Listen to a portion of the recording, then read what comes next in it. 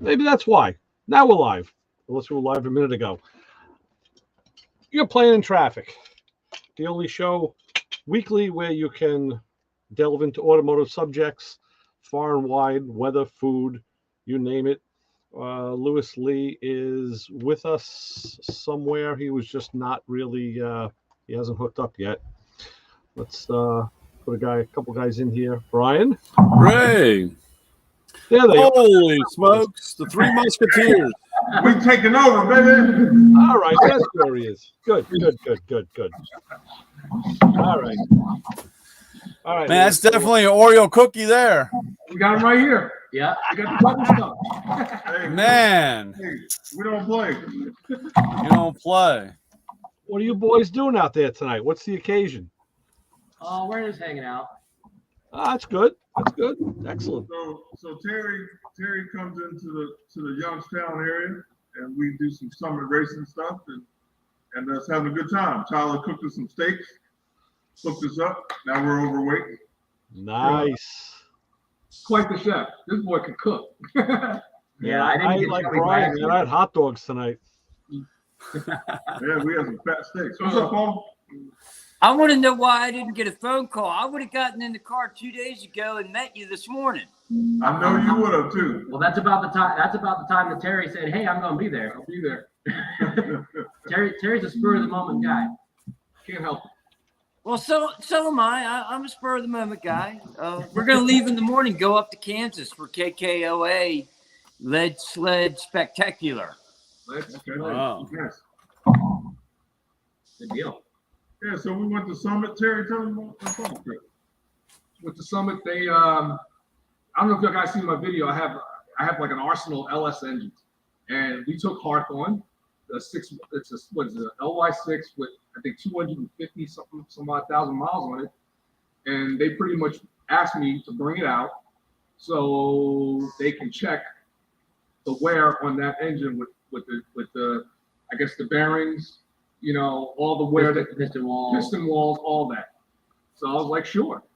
And there you have it. So you're gonna be seeing some post-ups of me, Lewis, out in Summit. And plus, I didn't get invited. I was here working all day. you're gonna start seeing some CUDA pictures because we got the CUDA sitting right out there. You know, Terry owns a CUDA, but Summit was just so enthralled with that CUDA. That's gonna be a build that we're gonna be doing. It's gonna be a Summit build. All right. Wow. So, you know, me and Tyler, we got some work to do because they're coming over tomorrow. Check it out. And I was going to put an LS in that thing. I as soon as he started talking about getting a CUDA, I asked him, "Is it going to get an LS?" And he goes, "Absolutely." And I said, "What we really need to do is we need to do a 440 cubic inch LS, so we can run a 440 badge on this CUDA." Right. And we were all gung ho to do that until about 9 hours ago.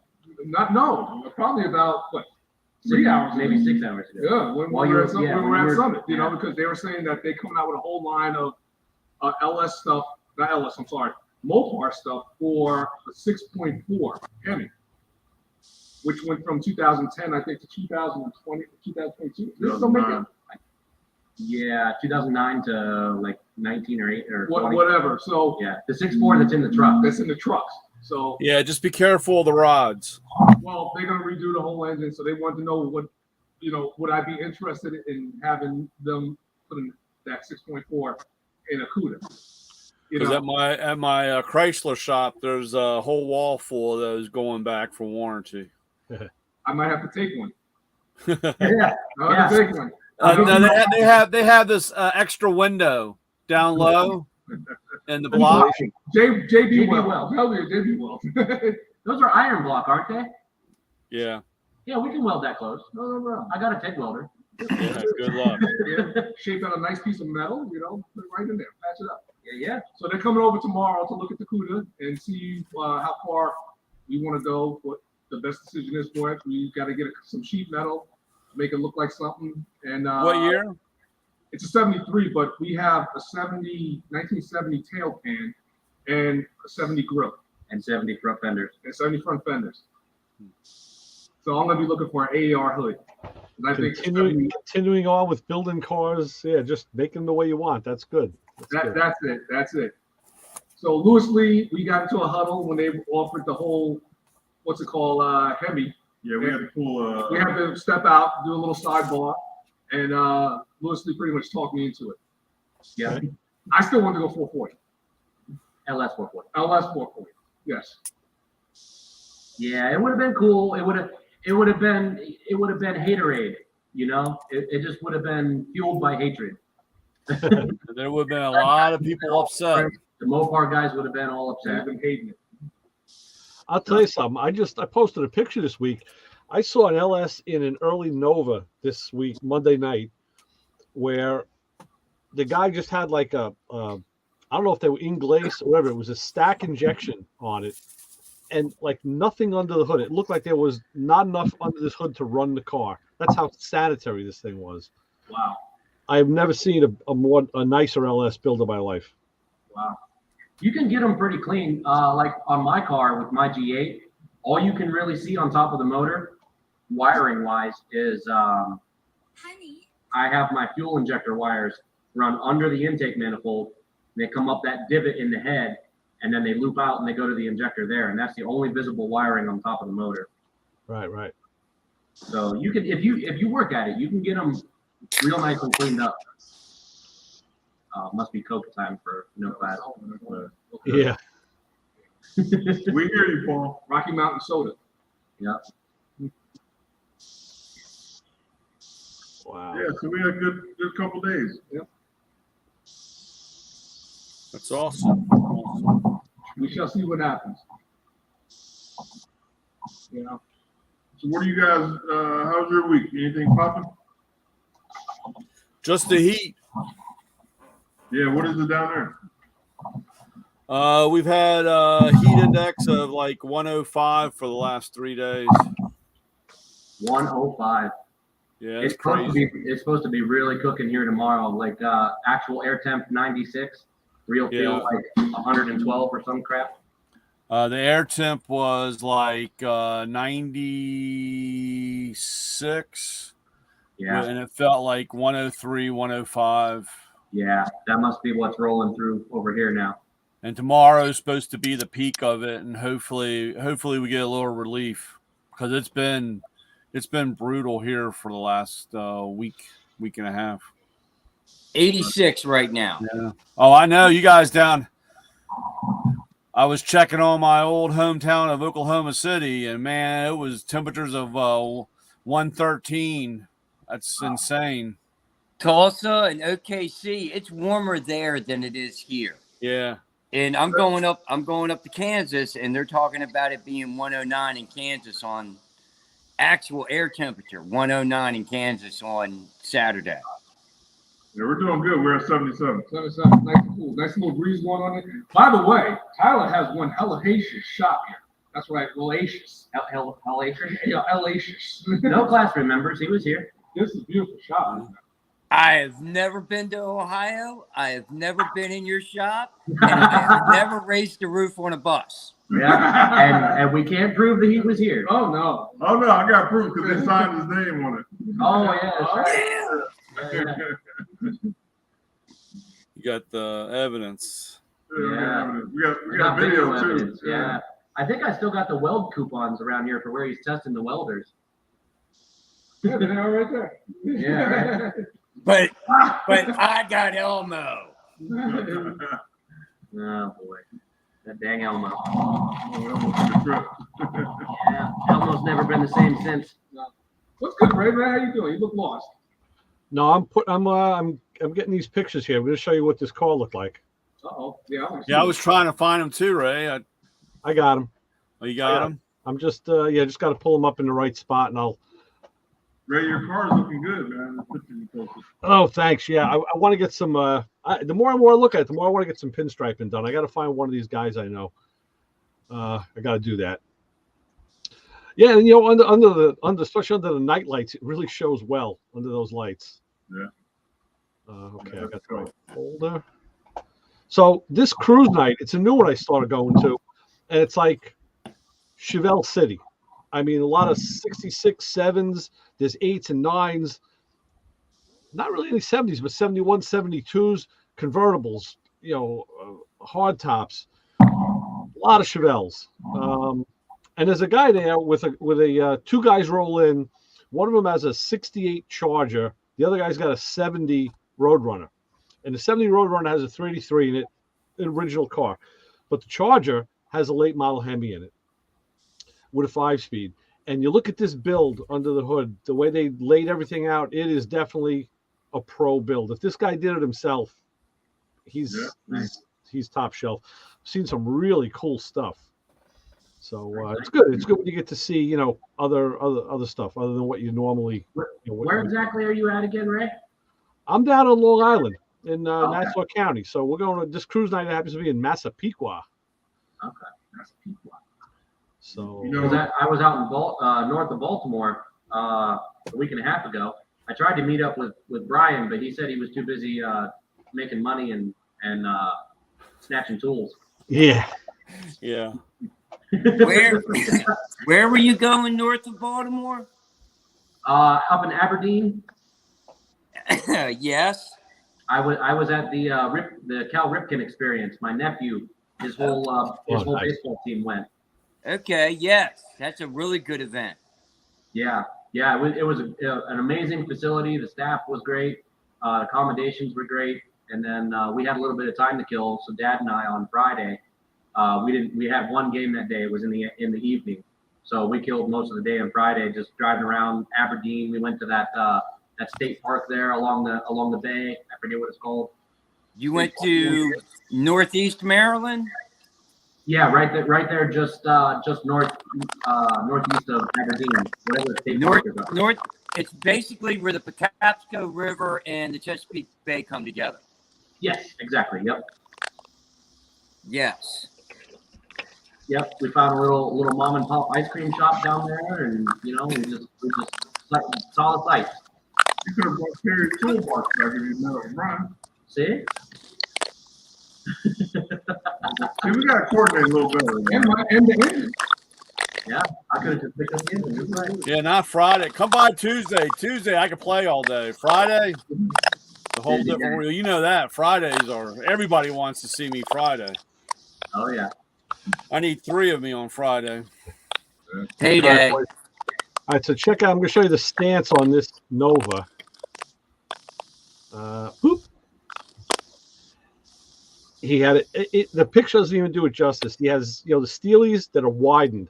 They got to be at least 8.5s in the front, and I think 10s in the back. Nope, that's wrong. We don't want to see that either. Okay, let me get out of that then. That's not. Hey, don't be putting the nudies up. Yeah, I was gonna say. No, that's. Don't worry about that. Close those other tabs. Holy shit, that's crazy. All right. Boop, boop, boop. You had it. I saw it for like a quarter of a second. Yeah, it's here. Okay. So I took this angle to see the master cylinder because it's an octagonal shaped Wilwood master cylinder. I've never seen one like that before. Yeah. That's nice. But this build, I mean, just everything was just 60-degree gloss black and beautiful. Are those aren't coil covers? Those are just straight valve covers. Yeah, I think he had all the electrics inside. Yeah, he had the coils. Yeah, they're down inside. Yep. Yeah. Look, they might be behind. You know what? I was looking around the back where those wires were going, and it's so close back there, you can't see anything. But might have, so I bet he's got those. They're either inside the firewall or down alongside the transmission. Yeah, I got those mounted. Yeah. I didn't get a shot of it, but in the interior, right under this car had a red interior, by the way, right under the dash was this kind of triangular shaped box that was wrapped in vinyl. I'm thinking, man, he could have even had stuff in there. He even could have had electrics in there. Right. So now, now I'm you're looking at stuff like this and you're saying, oh my God, what chance do I have? These guys have some nice ass cars. Yeah. Sanitary. It's only money. Yeah. Yeah. I mean, What year think was the what year was the blue one? Was that the same year as yours, Ray? oh, the GTO? Yeah. There was a Night Watch Blue 65. He came in late. He came in like, we closed the place. He came in after the sun was down already. Yeah. That was a 389 tri-power car with a 4-speed. Because I like the way that car stands. Sitting kind of high. It was, Yeah, it I was like high. that's that. Yeah, it was sitting kind of high. It looks right. I mean, it's just like that. Almost It's at not that. stock. Your rain's stopping soon, Brian. The mid Huh? Your rain's stopping soon. Yeah, it's been really weird. Then they got that 57 Chevy rolled in. That car, nice car, small block. He's got a 5-speed in it. He just put a Moser disc brake rear in the car, and he was thinking about The only thing I don't like about that blue GTO, he's got the Trans Am tailpipes on it. the splitters. Well, they were an option in 65 for the GOAT. Really? Yeah. Yeah, that doesn't look right on that car. Yeah, they were an option. A lot of guys love those things. I care neither way. I like them. Yeah, I can go either way. Don't matter. I'm not a fan when I see them like on a 68, 69 GTO. Yeah, they did come out of 65 though. Huh. So, and it was cool. Those two other guys, they just rolled in. They were just driving by and said, "Hey, we saw some cars. I figured I'd stop." I'm like, okay, why not? Right. Social hour. And this is the same car right here, the same Nova, right? Yeah, that's it. Yeah, that's the Nova. Yeah. Yes, That's nice. Shoebox. nice car. Yeah. It There was doesn't another know. guy with 69 next to it with a 427. You know, an LS6 427. So the gamut. It runs the gamut. That was this motor right here, right? Yeah. Nice. You know, we seen a Nova 2 at PRI. It wasn't last year, I think it was the year before. Man, the thing was so nice. It's like silver and blue. Yeah. It was like one of those cars you really had to stop and look at because everything was Right. right. Yep. Right. And we have a lot of builders in our area that build like that, but you never see them because they're with local guys. You know, every once in a while you see them at a show, but man, there's a lot of builders in this area that's really tough. Right. A lot of hot rods too. Yeah, hot rod area. We'll put a stick on you come through here. Yeah. So Terry, tell us about Summit. That's a place I haven't gotten to yet. What's it? How big of a candy store is that place? Nah, man, I tell you, like those magazines don't do the place any justice, man. I think everyone should go to Summit at least once. I mean, as soon as you walk in, picture it like this. It's like walking into two guys or either Maze or either one of those department stores when you're a little kid and you go to the toy department and you got all those AFX Tyco cars sitting there with the blister pack. Out of the blister pack, just in that little shelf. That's what Summit is. Because I was a big AFX Tyco guy. So when I saw those, I used to lose my mind. So that's what it's like. It's just like going into a toy store like 1974, with losing your mind as a kid, and we all been there. Hot Wheels, whatever your flavor was. I mean, they got as soon as you walk in, they're super cheap. There was, it looks like Milner's, what's it called, Ford up in there. Oh, listen. When we went we were in the back in the warehouse, and No cameras. no cameras. No cameras. Listen, from the floor to the ceiling is probably 5 stories of racks all the way up to the ceiling. Wow. And he said it was what, 3 football fields? 3 football fields wide, 3 football fields deep. Wow. And all the packages were on shelves. No pallets. So guys go up on those little jack things and they go up and grab the boxes. It's crazy. It was great. It was great. Wow. And like I said, they said, like, so anything in this room, You gotta And shoot that- but you can't shoot, out there. And we're like, okay. Yeah. Right, Terry. Yeah. You seen Nelson stuff on the shelf? We have seen those small hog converters up there on the shelf. Yeah. What? Yeah. I'm like, it's small hog. Yeah, it's no joke. That place is, from the freeway, it looks like a small building. Not a small building, but when you get in there, it's a big building. It's huge. Yeah, a couple of years ago, I went up to the company called Ground Up Restorations. Okay. They used to be here on the island, and now they're up in Connecticut. And when we were restoring my buddy Chevelle, we went up there to pick up the cowl hood and some of the big stuff. And then we went back for their open house. And the same thing, you go back into the warehouse, and you see, like, it always opens up, and you're like, wow. Yeah, Ground Up they were in Connecticut. I went up there, yeah. And you go in the back, that's where they have all the cars that they take pictures of and everything. Right. But they moved to Florida. He did, yeah, I know. Yeah, we got to see him in Connecticut twice, a couple of years ago now. And then they moved, yeah. Hey, somebody's crunching. We're hearing a crunching noise. I know. I don't know who, though. Is it us? We got a mouse. Yeah. It's like, Is it me? are you crunching something? No. Then it's not you. It just stopped. Yeah, stop. Where'd it go?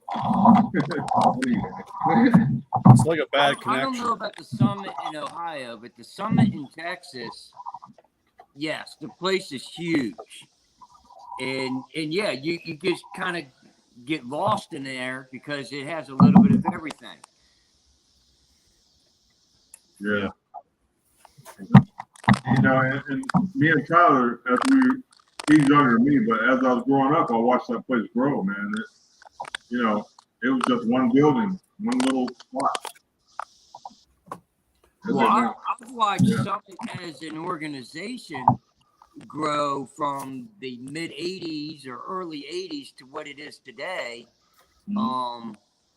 Because back in the 80s, being a mail company, and at one time, Summit offered their own credit cards. Yeah. I don't know how bad they got burned on that one, but yeah, Summit was offering, a line of credit to anybody and everybody at one point. Our What a idea. great place. To tell you how scandalous people are, I went to a tour through Carol Shelby's, Shelby's out of Vegas. And I didn't know this, but Hertz rental car used to rent Shelby Yeah. Yeah. Back in the They can rent 60s, them, right? So guys will rent them and go take the motor out and switch the motor and take it back. That was really popular here in New York. I mean, guys were swinging those motors and or they take the car to the track and just, run it and get like a class trophy and then bring the car back.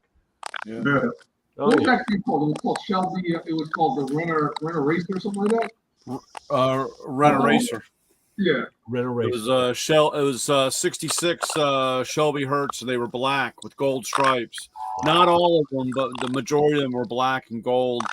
And to find one that had unfortunately or luckily for a lot of the guys, there's no Marty report or there's no way of telling what motor, if that's still the original motor in that car, because they weren't that broken down. Yeah. As long as it had an A code or a K code, it could be one of those. But again, people would just pull a motor out, stick a junkyard motor in it. Some of them even got 6 cylinders back in them. That's funny. So I mean, they just find anything and anything to cram in a hole, drop it off, and A Yeah. lot of them didn't get anything back in them because they were just reported stolen and stripped 100%. That's Yeah. true too. Yeah.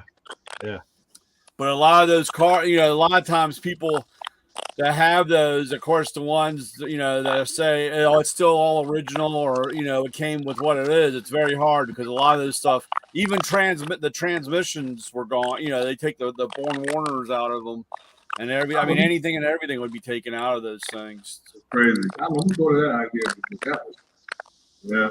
brilliant. Well, you talking about the crooks, brilliant. Yeah. You ever thought of that, man? Well, that's like getting a U-Haul truck for 1995. But can you imagine, like, if someone comes in and says, "Yeah, we return the car." First thing I'm doing, I'm looking the hood. I'm behind that desk. I'm looking the hood. I'm like, no. Yeah, but some of those people that not all people know anything. I mean, they're just suits and ties, and then hey, did you bring it back with the amount of gas filled up in it? You know what That's I'm saying? Yeah, exactly. Well, I filled it all the way up. Yeah. I left you 20 on the desk. Right. So if you're around in Vegas, you need to go take a tour through there, man. It's really nice. They have a lot of the Shelbys every year, and then they got the Cobra plant next door. Yep. That's pretty exciting to see all that stuff. Yeah, I've been through there. So you got to go into the building next door that nobody else really gets to go into. On the Cobra? Yeah, it's Shelby. Yeah. Well, I'm kind of special. Well, I know you're kind of special, but that doesn't mean that you actually got the special tour. But I know what you're talking about because I spent a little bit over a day at Shelby when we did the full tour. Then we had the extra special tour because of the car that they were doing. And then we ended up going back the next day for about another 2 hours when they were doing the 2015 anniversary Shelby car for that guy in Burtonsville, Maryland. Brian, you know the car I'm talking about? I know the car. Yeah. I can't remember the guy's name. Jim Engelmeyer is the guy's name. Yeah. He's got the white 2015. He's got the white 69, 429 Super Cobra Jet drag pack car, and the red 67 convertible bench seat car. Big money. Yep. So me and my wife took care of Shelby. There's a lot of stuff hiding around here. Yeah. Oh, it's not hiding. All that stuff is. Yeah, but hell, I haven't seen that car in I don't know how long. Which one? I mean, he was dealing with some health issues for a while. I talked to him not too long ago. He was getting better. I haven't seen any of those cars in forever. It's been a long time. Well, they say the same thing about you, Brian. Yeah, they say a lot of things about me. Man, I haven't seen that Mustang. Man, he was in short pants last time I saw that car. Yeah. So, yeah, it's all relative. I mean, things happen. Yeah. Hey, Brian, we're ready to do the road trip. You see the fellas, man. We can do the road. I know. Yes, sir. As long as you got Oreo cookies. And some milk. There you go. We're in. Yeah. I don't know. Oreo cookie bandits. That's right. We'll accept butternutters. Yeah, we'll take butternut too. We're Yeah. not It doesn't have to be double stuff. I mean, it could be, regular. That's like that's a whole different spectrum of a cookie there. It From is. Oreo to the butternutters. Nutter butter. Oh my god. I like them both.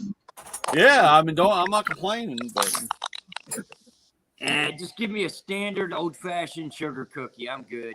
That's good, too. Yeah, that's good, too. I would even go with what was it called? Vienna finger. I like The other fingers are very good, yes. it. Take out of those. Good stuff. Shaped like an oval? No, shaped like a zero. Zero. Or like a elongated zero. Yeah. We're not picky. That's what we're saying. Some cookies in the house. So you can have some hams in our Mustang, you cookie truck there. Yeah. get the Oreo cookie smear all over it. We got duct tape, man. We'll come through. That's what I'm afraid of. Oh, yeah, that's right. I meant to show you guys. Hold on. I brought the picture up. Today, I saw your guys' next build right here. This needs a LS in it, Terry. Uh-oh. This needs a LS. Well, we got about 5 of them in here in the shop here. So This right here, it's a Saturn, and it was a Captain Nemo special. Oh, cool. Okay. Look at Look at that. look at that paint job. Nice. Oh, that's screaming Godzilla. Wow. yeah. I don't know what they were actually trying to do there, but the stuff that you see driving down the road today is pretty intense. Yep. It's screaming Godzilla engine. That's what it's screaming. Yeah. Saturn. Hey, you know what you can do? Remember what Saturn? Being a 4-door, but I think the best part, even with all the graphics, they kept the hubcaps on it. Yeah. Oh, you got it. Property cap. Hell Well, it's still painted in black. yeah. Actually, there's Saturn. I thought was a really good car, and there's one Saturn car that I want. It's on my car list to buy. That one day I will own one. I want a Saturn Sky. I knew he was gonna say that. The Sky was a nice car. Yeah. The Sky was a nice car. The Sky was way better than the corporate twin. What was it? Solstice? Yeah. Sky was a better looking car than the Solstice. I'm sorry, you're funny. Well, the Sky and the Soul. Sky looks better. They had the sharp lines and everything. Pretty much the same thing. And a good friend of mine, she had a Pontiac Solstice GXP turbo car, and I'm telling you, and it takes a lot to impress me. That little car impressed me, and that little car actually got away from me one time. I Oh, was able to get it. I was able to get it back. It didn't get away too bad because I got it back, but the car was impressive, and it actually got away from me. Yeah. yeah, I like the Solstice. I mean, Sky. I thought that was a pretty little car. So Did that come with the turbo? The Sky, Yeah. Is that available in the turbo like a Jeep, like a Solstice? if it was, they would have called it a red line. But I don't remember if they. I don't ever. Yeah. I don't remember if they did. Well, they make LS swap for those now. then I would also a Saturn Storm. They put LS7s in. Wow. Called I'd Mount. put an LS in a Saturn Storm. Storm. I don't remember the Storm. What is the Storm? Storm. It was a mid '90s Saturn. Early Saturn. Yeah, I gotta Google it. What do you mean you got to Google it? What's wrong with these kids? This younger generation. What are we going to do with them? I think I remember. I just maybe not. Is it a two-door? No, It's a two-door sports car. It was It's called a Saturn's Storm? version. I'm sorry, Saturn it wasn't Storm? a Saturn. It was a Geo. It was. Oh, a Geostorm. Geostorm. Yes. Okay. Now I know what you're talking about. Oh boy, now I feel like Yeah, it's Sunday all yeah. over again, Brian. If someone talks about trackers, I'm done. Hideous. Yeah. A miniature Camaro. Yeah. Well, it looks like a Saturn. A shrunken Saturn. Uh, Well, Yeah, I guess Geo became Saturn or whatever. It all became one. They have a Geo Tracker. Oh, this Geo was last week, guys. You know, I did a little Italian tune-up on the tool truck, changed all the fluids, and I got a citation. The tool truck went through the traps 12 miles over the speed limit. oh baby, Man, nice. Oh, yeah. So you put too much oil on it. man, I had a little too much wedge in it, man. She was holding tight. I'm telling Wow, you. That sucks. it's cool. Yeah, I'm You- almost you- half tempted to go and protest. I can't believe I was 12 over at the speed limit. That just means you need more inventory. There's not enough weight on the truck. Man, that thing was loaded up too, dude. I had 4 toolboxes in the back of that on that particular day. Oh, man. Man, I think they need to readjust their camera speed. I think it was a hair off because I'm still shaking my heads on that. They're probably showing everybody in the office. I should have told them that I was ghosted by somebody, and that was I was just that their tail draft clicked the picture, and they caught me in the middle of it. I can't believe I was going 12 over. Wow. Tell them that you have the right to confront your accuser and you want to see the camera in the courtroom. Yeah, I know. Well, Macro corporate called and you said, my governor doesn't go that high, sir. Yeah. uh, I'm not allowed by corporate policy to go that fast. yeah, like I said, I just can't believe. And the funny thing was, the day before that, I was driving Brianna's Camry, and I forgot all about the camera, and I got clicked on that one. Ah. So I came home and I told Brianna that you need to slow down, and she's like, "Why?" I said, "Because you're going to get a ticket in the mail." Because it's her, in her car. And she's like, "But I wasn't driving." And I said, "It doesn't matter. You got a ticket." So then when the one for the tool truck came in, she comes in, sits down, and we're at the kitchen table. And I said, "All right, girl, we got to have a serious talk because I've had enough of this shit." And I mean, her face went from smile to serious. And she's like, what's wrong? I said, "I don't know how many damn times I got to tell you, but you got to keep your speed down because you got another damn ticket right here." And she goes, "That's the tool truck." And I said, "I know. Quit driving my truck." Yeah. That poor girl, man, her heart dropped about 30 beats, man. She was like, I really thought I'm in trouble. And I said, "Yeah, you got 2 tickets to pay for, girl." All right, Dad, I'm going to slip 3 Quaaludes in your coffee tonight. You're not going to wake up for 2 days. I know. Well, Hey guys. Isaac, how are you? Hey, you guys were talking about that LS on what is it? The Saturn Sky, the sports car. There's a guy here in town that has one. I haven't seen it run, but he had it at the car show. Yeah, it looks pretty good. I mean, he got the body kind of worn out and whatnot, but as far as the motor sitting in there and everything, it looks good. It fits perfect. It's I mean, it's stuffed in there, but it's not. It doesn't look bad or it doesn't look overstuffed. That's a real world gun. Yeah. Front it's engine like radio. it's kind of like that. What was that? The Toyota S2000, right? Yeah. Oh, yeah. That's a very popular car.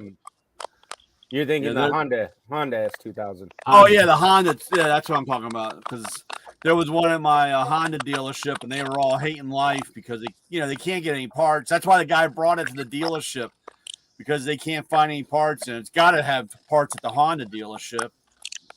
And they're like, halfway in the middle of this stuff, and they can't find anything for it. What does it need? What was the job? It needed a gas tank. It was all rotted out. Really? Already? Yeah, Wow.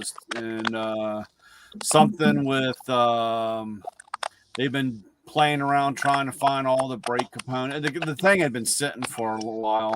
I figured that car had a plastic tank in it. Yeah, no, metal tank. Okay. JB, So they've gotten like 3 of them, and they've been all the wrong ones. wow. How many Yeah, different S2000? Well, I guess they have some. I don't know if somebody has some kind of interchange or something, and they say it should work, but they've had a lot of problems trying to find everything for this thing. If I can fix the tanks in Lamborghini Miuras and Lamborghini Espadas and Isos and Ferraris and Saabs, I'm sure I can fix a tank in a Honda. Well, the thing of it is that a guy at a dealership isn't going to do that. Right. They're going to fix it. I mean, they're that's even if even if I was at the dealership and the guy brought in and say, "Oh, well, we can cut this up and we can fix this and we can weld this thing back up," they would look at me and say, "There's no way we're touching this thing with a 10-foot pole because of any kind of a liability issue, Right. corporate wise." Yeah. You know. Have you guys seen the smart cars with the Hayabusa conversions? Yeah. Yeah, I haven't. Those things are monsters. There's a guy on YouTube I've watched a couple times. That was kind of. My daughter showed me a picture of Shaq getting out of a smart car. Oh, geez. That was pretty insane. I saw a video of him getting into or out of a Mini Cooper one time. Man, My dad met Shaquille O'Neal one year.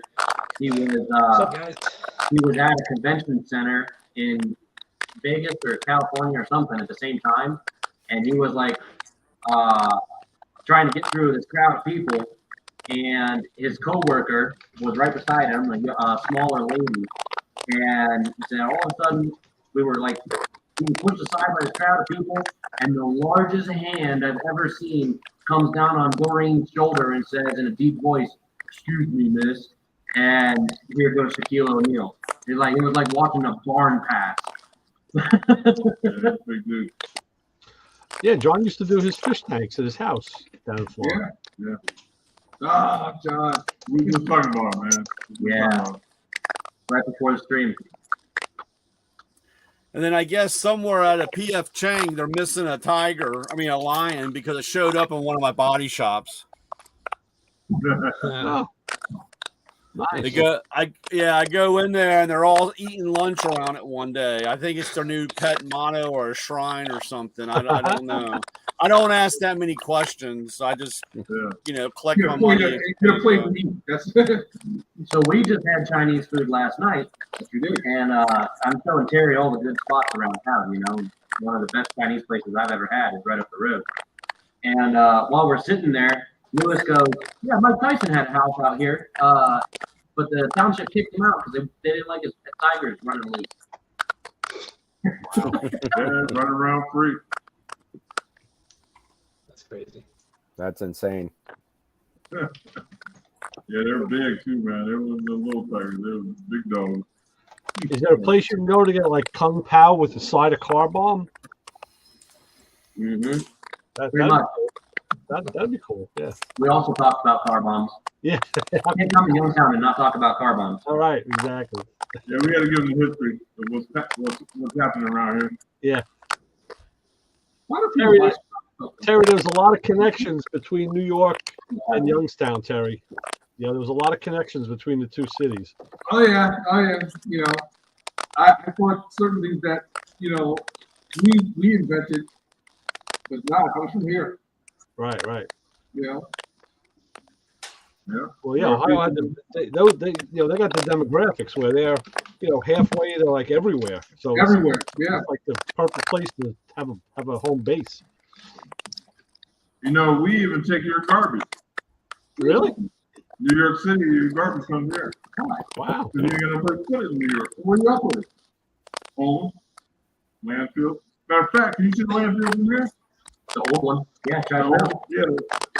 Probably not now that it's dark. But tomorrow, remind me. You can see Trash Mountain from here. And it comes from New York. We take all your garbage. Yeah. Youngstown will Youngstown will do anything to make money. Yeah, we make money, man. We need money. We'll hustle. Can you smell it? No, it's all covered up. How do you cover up a landfill? A lot of dirt. Well, they've done it out here, Terry, by me on Long Island. Right in my town, there was a landfill, and then what they do is they cap it, and they put pipes in so it outgasses, and it takes years. But it's a freaking preserve now. It's the Norman Levy Nature Preserve. You could go up there and hike and trail. They put a lake up there, and you can fish. It's on top of garbage? Yep. And then also in Oceanside, which is a few towns away from me. I mean, when I was growing up, that was an active landfill. It was Sanitary District 3 that used to dump there. And I remember all of a sudden, it became like this big mountain with a flat top. They just buried it, capped it, vented it, and now it's all green. So I went there to eat at You know, now I think about the Palisades Plaza near me. That used to be a landfill when I was growing up. Yeah. And now it's probably just because. So my daughter, we were at Peter's Clam Bar, and my daughter was asking about it because it looked like a mountain. I said, no, it's actually a landfill. They planted so many trees early on. This is back in the 70s that now it all filled in. It's just a capped landfill. That's all. So I got If you two. dig far enough, you're gonna find like trash. Oh, you don't have to dig that far, I don't think. But yeah, right. Well, it'll decompose. So I guess in the middle, it slowly sinks, and I don't know if they keep backfilling it or not. Maybe. Yeah, it's a whole process. So what they do is they layer it as they build it up, and then they cap it with a layer of dirt, Right. and then they'll seed grass on it. And there's all kinds. There's like tube down for soil samples and irrigation Right. and all kinds of stuff. And the idea is that over time it'll compact, and then they actually, after this one was closed for like a decade or something, they've actually opened it back up for some stuff to continue going in there. Yeah. So it's fresh compost. It generates heat. Generates a lot of heat. Right. You know, compost is very, very warm. So that's why they vent it and they do all of that. But they constantly monitor it. It's all under, EPA supervision. But so yeah, I have two of them not far from me, right down here. So I'm Yeah, not surprised my garbage goes somewhere else. I think this was a general purpose landfill, and then they closed it, and it's been, reconstituted or whatever. And Right. now that it's open again, they're only doing like strictly organic stuff. Back in the day, they used to landfill everything: glass, plastic, steel. Whatever they had, they would just landfill.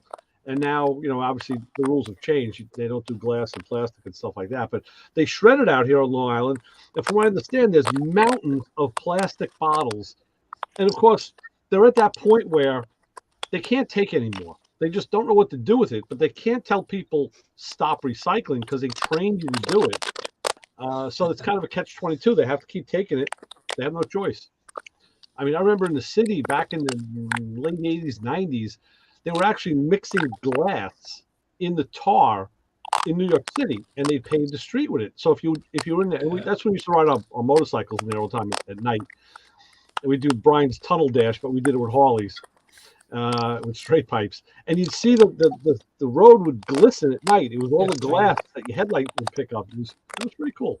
I think they stopped doing it, and they've tried everything. Nah, I believe they still do the crushed asphalt and the crushed recycled tires and the crushed glass, and I think they do. Yeah, they may. You see it in certain areas. I see it more in parking lots than I do on the highway. I know they tried the tires here as well, but then they would you get inclusions. They would actually rip up and pop out and pull out of the ground. Yeah, these little it holes. does that. So that didn't work. Yeah. But yeah. Environmental engineers. Environmental engineers. Their job. So Terry, you need a shop like that, huh? Huh? You need a shop like that, huh? I would love. Don't we all need a shop Are they like at Tyler's? Is that where they are? Yeah, they're at Tyler's. There is zero room in Tyler's shop. He needs to expand every bit of 100%. Once you put a bus in there, you can move around. In this room right here, how many cars you think you fit in comfortably? 12? You can fit 12 cars in here comfortably. And then there's another side on that side, you probably put another 4. Yeah. Nice. I would be in trouble. Yeah, I would have it full of old junk already. Yeah. You wouldn't be able to move in there. So Yeah, I'd be in let me ask you this: with this new CUDA project, what does that do to the Pontiac? Oh, you got to see what you got outside. No, for you, you're in your world. Now that you have the CUDA project, what happens to the Pontiac? Oh no, the Pontiac's getting done as well. When I get back, I'm waiting for my boy. No, I'm waiting for him to get rid of a car, and it should be gone by the time I get there. And I'm doing the quarter panels and the trunk panel and the CUDA. And the LS engine that I got here, I was hoping to get it rebuilt here, but I gotta get the crank balanced. I thought it was balanced already, but it's not. Right. So I gotta bring it all back, get it balanced, and put it together, and that's gonna go in the CUDA. And I got a 6-speed in my garage, and that's gonna go in the CUDA. I'm sorry, it's gonna go in the Le Mans. Too bad that CUDA isn't a Challenger. I got a lot of parts I gotta get rid of.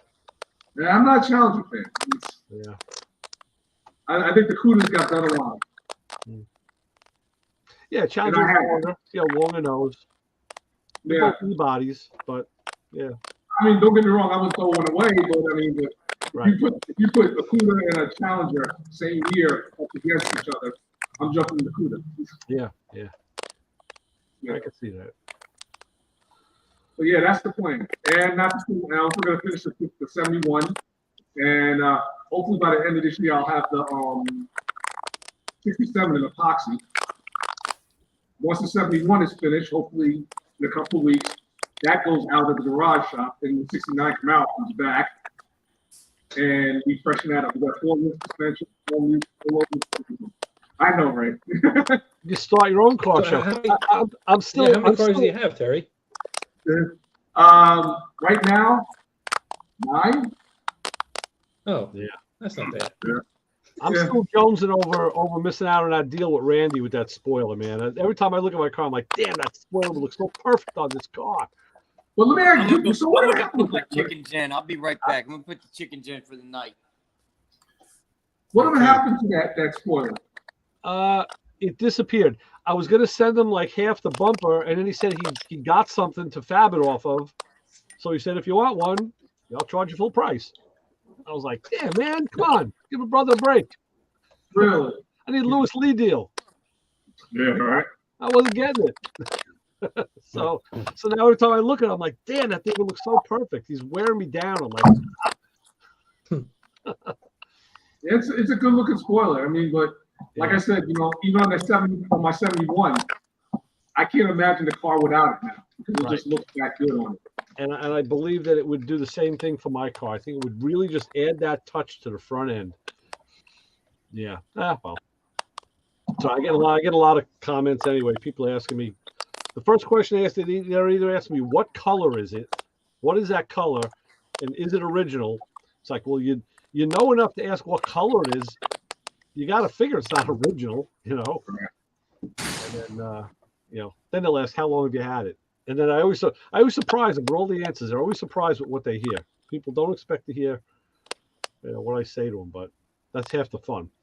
Okay, what happens? They said, when are you going to get the CUDA going? I'm just not CUDA the Nomad. Yeah, well, that's a big project. That needs a floor pan from toe board to tailgate. The whole inside has to be done. That's big. Hey Ray, Yo. can you pause Paul and see if that's his mic? All right, Maybe let's it's- see. I'll mute him. Okay, I muted his mic. Yep, it was him. Yeah. Yep. I brought his mic level down before to see if that was it, and it stayed. So it must be his connection. Yeah. It's definitely him. Yeah. All right. Yeah, he's the culprit. Sounds All like right. me. Yeah, it sounds like somebody eating pretzels. Yeah. Wow. What's up, Keith? Not much. What's going on? Are we done talking about mushroom leather? Is that done? Are we finished? Yeah, we had 2 weeks of that. And You I- need a great those? show too. and I carried it over onto Sunday's show. I know. You need some of send you some. I was thinking about Oh yeah, no, I was looking because now I'm into it. I'm like, well, how do you make this stuff? And I'm like, oh, there's videos online like how to grow it. Lewis, like, if you get it's a not chance, that hard. send me his contact info. Let's see if he wants to come on Sunday one of these weeks. Wait, say it again, bro. I said, when you get a chance, send me his contact info. I want to see if I can get him on Sunday one of these weeks. Okay. Get Gil's info. Hey Terry. Hey Terry. How soon till you get the Chevelle out on the road and get some video of it? 71? Yeah. I'm hoping because right now the thing that I got to do now is I because I got the new adjustable control arms in the rear. So I want to make sure what I did was You're gonna get on a ramp lift. so what I did it best I can. I got 2 of the same Right. tape measures, and I measured from the ball joint to make sure that they all, and it Right. comes out to like 118 inches from rear It's a ball joint. So I want to make sure that's right. And then now it's about the angle. Of course, I'm going to bring it to a alignment shop just to make sure it's dead on. No, you know what? Terry, I tell you, I did mine. I built it, put it together in my garage, and then I got as close as I could. And when I finally got it up on a ramp lift, Kiesler, that's who I bought my training from. So they had an app for your phone that was like a level to adjust the pinion. Oh yeah, the pinion. That's what I'm doing now. And I'm just talking about the wheelbase as far as because you have adjustable control arms on the bottom. You can put that wheel where you want it to make it look. You ever see like whenever you load a car, sometimes the wheels look like it's too far back or too far, I'll go you one better than that. My Impala is like that stock. The wheels are a little offset in the wheel well. Right. I don't know why Chevy did that. They didn't pay close attention, but it's a little offset. Well, if you get adjustable control arm, you could just move lower. You could just move that wheel where you want it. Right. But then you gotta go and you gotta adjust that pinion. And you gotta make sure they're both even on both sides. Right. So that's what I'm in the middle of doing. And after that, then the exhaust system comes back on, and then I'm gonna start putting emblems and foam back on, and hopefully, fingers crossed, in about 2 weeks. Right. Pay for the maiden voyage. But then I got the TMI soft what's called interior. I gotta throw that in there. But I'm gonna wait until I'm able to push the car out, open the doors up, then because it's kind of tight in the garage and the driver's side, Oh, I know. Yeah, I fight the same battle. Battle. Yeah, so that's what's happening there. The last video I watched was you putting the transmission mount I don't understand in. what you guys are talking about. You like I got- What's going on, guys? What's up, Fun Justin? shot. Hey, Justin. Another day of fun. That's what. Looks like you've been out in the sun, my friend. It gets hot in that shop. Let me tell you. Yeah. I get the feeling you don't have that natural olive complexion. Not always. Yeah. Look at Paul over there with his stuff. Boy, you looking good over there in the shop. That's good. See, Isaac sits in the sun and he loses wrinkles. The rest of us sit in the sun, we get them, but. All right, fellas, I'm gonna call it a night. I'm gonna get up early, start heading to Kansas. All right. All right, have a safe trip, Paul. Babe, So long, be Paul. safe. Take care, Paul. Yeah, it's better for me. Watch for the pictures. Watch for the live feeds. All right. Okay. Will do. Yeah, I like that video you posted on Instagram, Justin. Oh, the shop one. The shop. Yeah, Yeah, those are some unfortunately, nice cars. unfortunately, I ended up busy enough because we did get a decent turnout. I didn't get any pictures. Wow. But yeah, grabbed a quick video and just kind of walked around the shop.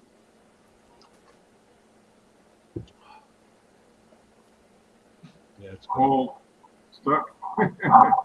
Yes. Yeah, he thought he was waiting for you. Yeah, what happened I was to him? gonna say, Ray, you want to just boot his connection? Yeah, bump him off, right?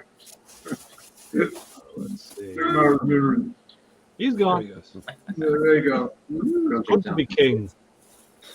Yeah, I got the power.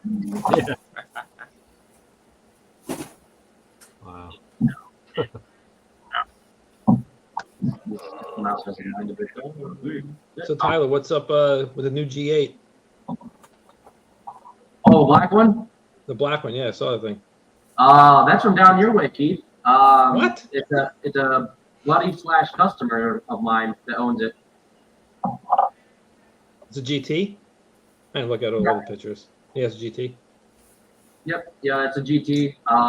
It came up here over the winter, and I built a forged 6.0 for it and put a Pro Charger on it, and it ended up having a transmission issue, so we had a transmission built for it while it was here and a bunch of other stuff. So Cool. it's pretty much all done now. I've got a couple things to do on his interior, either tomorrow or Saturday, and then a driveline vibration that I don't know if it had beforehand or not.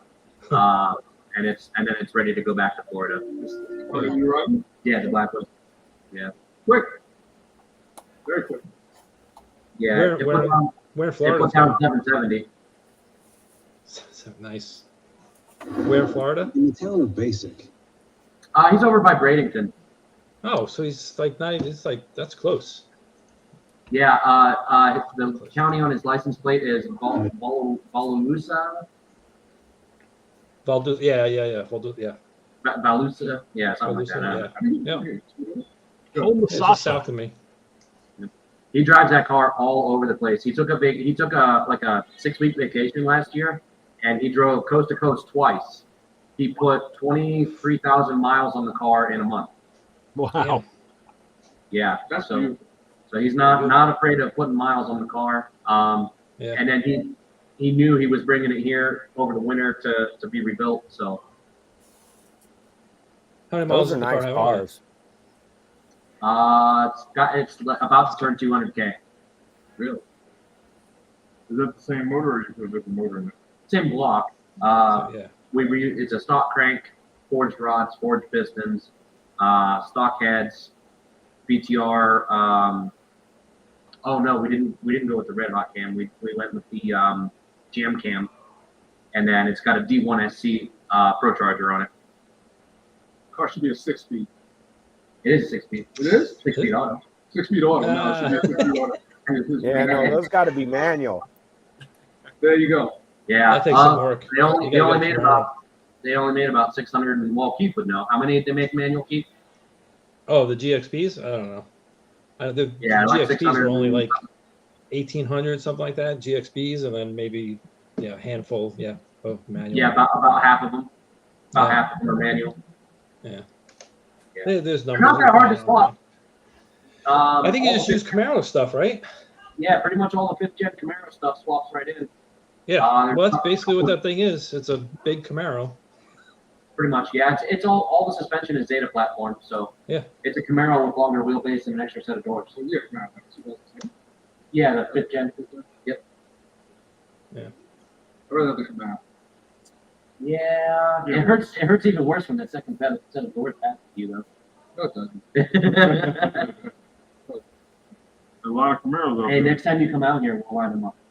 Does Drive the he ZL1. own one? Oh, hell Yeah, yeah. man. I've got that. I didn't tell you. From this, That's a heavy car. from this. I bet it's lighter than yours. How much that car? Mine with the blower and a full tank of gas is 42. Mine's about 38. 38? Yeah, Okay. Oh. it's about 38. It's close.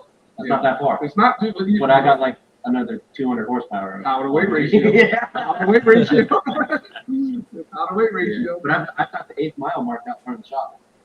That's fine. That's fine. Yeah. You also got the Measured ramps. it Yeah, that's true. Stunt team ramps are Start good. team ramps in here. Yeah.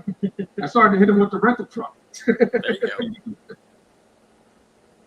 Oh man. That's a nice healthy car. That is. Yeah. It's nice and- Yeah, he's gonna really enjoy it when he gets it back. Next weekend, I think he's going out to get it. Yeah. Either that he's on the fence. He's either gonna come and get it next week, or he's gonna just wait because he's coming up to Kentucky for LS Fest, second week of September. So he might just wait and get it then. But it's up to him. Whatever he wants to do. So Keith, do you have a G8? I have two. What? I have one that has I didn't do any work with the 6.0, and it's got head work and cam, stall converter, headers, and I didn't do any work. That one was on Two Guys Garage. I think they did some stuff on it. Oh. Yeah. Anyway. What season? There's a long story there. Yeah, I don't. Yeah, I don't. I'm pretty much done with putting my cars on car shows. I'm not doing it anymore. Tell us what happened. What did Willie do? What did Willie do? He's a Mopar dude. What did he do? I don't know if it was, what's the other guy, Brian? Well, I don't know. They put headers on it. Yeah, but they don't. A lot of times they didn't even do all the work. They just have the guys there. Some guy there who works there, mechanic, and he does the work. So I get the car. Well, I mean, they did paddle shifters, which was cool. That worked out fine. They were going to put brakes on it, and I told them I don't have stock brakes, and that was a whole big deal because I had the upgraded Camaro brakes on the front. So like, oh, you don't have stock brakes. The company wants a stock G8 with stock brake. I'm like, all right, whatever. Don't do the brakes. I don't care. And then they go, oh, we're going to do headers. I go, okay, cool. So they did headers. And I'm driving home like, man, this thing sounds really loud. It's like a big, and it's like huge amount of ticking noises under the hood. So I'm looking under there, and I'm like, well, let me just go and I'll just tighten down the header bolts a little bit. And I'm tighten. You know, most of them were tight. One is missing. I'm like, what the hell happened? It broke off. Ooh. So I was like, son of a. Luckily, there was still enough there where I was able to just back it out with my finger. I took the header off, and I was able to back out the broken stud or bolt, and then put another bolt in there. But I was like, they didn't say anything. They just let it leave like that. I was like, okay. Kevin Bird, that's his name. Oh yeah. And then my Cyclone was on there on Carfix, and I mean they got it running, so that was cool. But they did some stuff that was there's a bolt, so it's a 4.3 turbo, right? And you have the power steering pump, and there's a bolt that holds power steering that holds the bracket onto the block that's right behind the power steering pump. It's like impossible to get to. They left it out. I'm sitting there, I go, what the? So I'm like, all right, so I'm back there. I Sure, man, it was impossible to get to. We had to leave it out. I got it in. So I put it in. And then, it's just, little things. I mean, I'm thankful that they got it running and for the work that they did do, but, it was just. And I know people have other worse stories than all this, but yeah. Yeah. You don't know what you get, man. You gotta check everything. You gotta go over everything and make sure. And then the other thing I had, my HHR was on all girls garage, and they put. You had a vehicle on every television show or what? I should have, right? I should have put some on. I should have had some on trucks. David a car. Give him a car. Yeah, give him gears. Yeah. Newbert to take it. They'll tweak that car. Make a swamp bug or something. Yeah, the only one I didn't have on was trucks, and I almost I almost had someone. I think it was on trucks. I don't know what they said they needed my car for. They wanted my truck for something. I had a 2004 GMC Denali Quadra-Steer, and it had a blown rear end in it.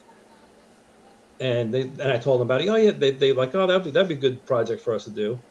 So I was like, all right. And he called me, and that same day I was already swapping the rear end out. And I go, you should have called me yesterday. I just started taking it apart. And I'm like, well, I could put it back together, and you could do it. And he's like, no. I'm like, okay. It's probably worked out better anyway. Tell you the truth. But yeah, the HHR, they put and Cobalt SS rear end in it, and I gave them all the stuff to do, and they put the rear seats in it, and they did the door panels. So that was kind of cool. I don't have any complaints about that one. Didn't you have either a Firehawk or a Firehawk clone? No, I have the Firehawk. Yeah, the 2009 Firehawk. Yeah, number 19. Which number is it? Or did 19. they number them? Yeah, they numbered them. Yeah. How many were made? Like 26, 30, 32? 29. 29? 29, yeah. Out of a planned 250? Yeah, something like that, yeah.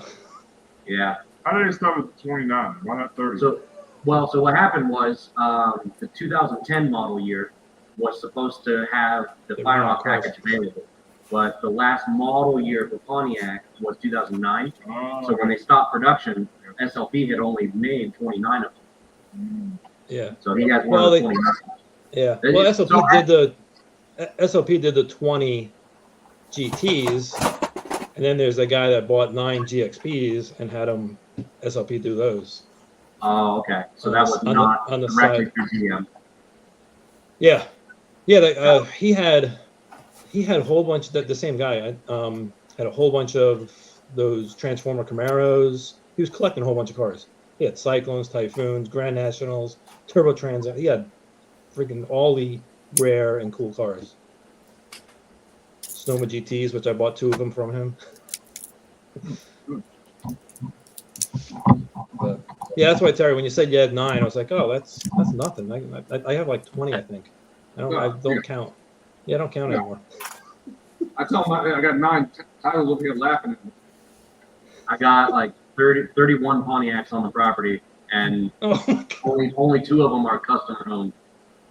And a bus, Jeez. And a bus, and a boat. And a bus and a boat and a Terry.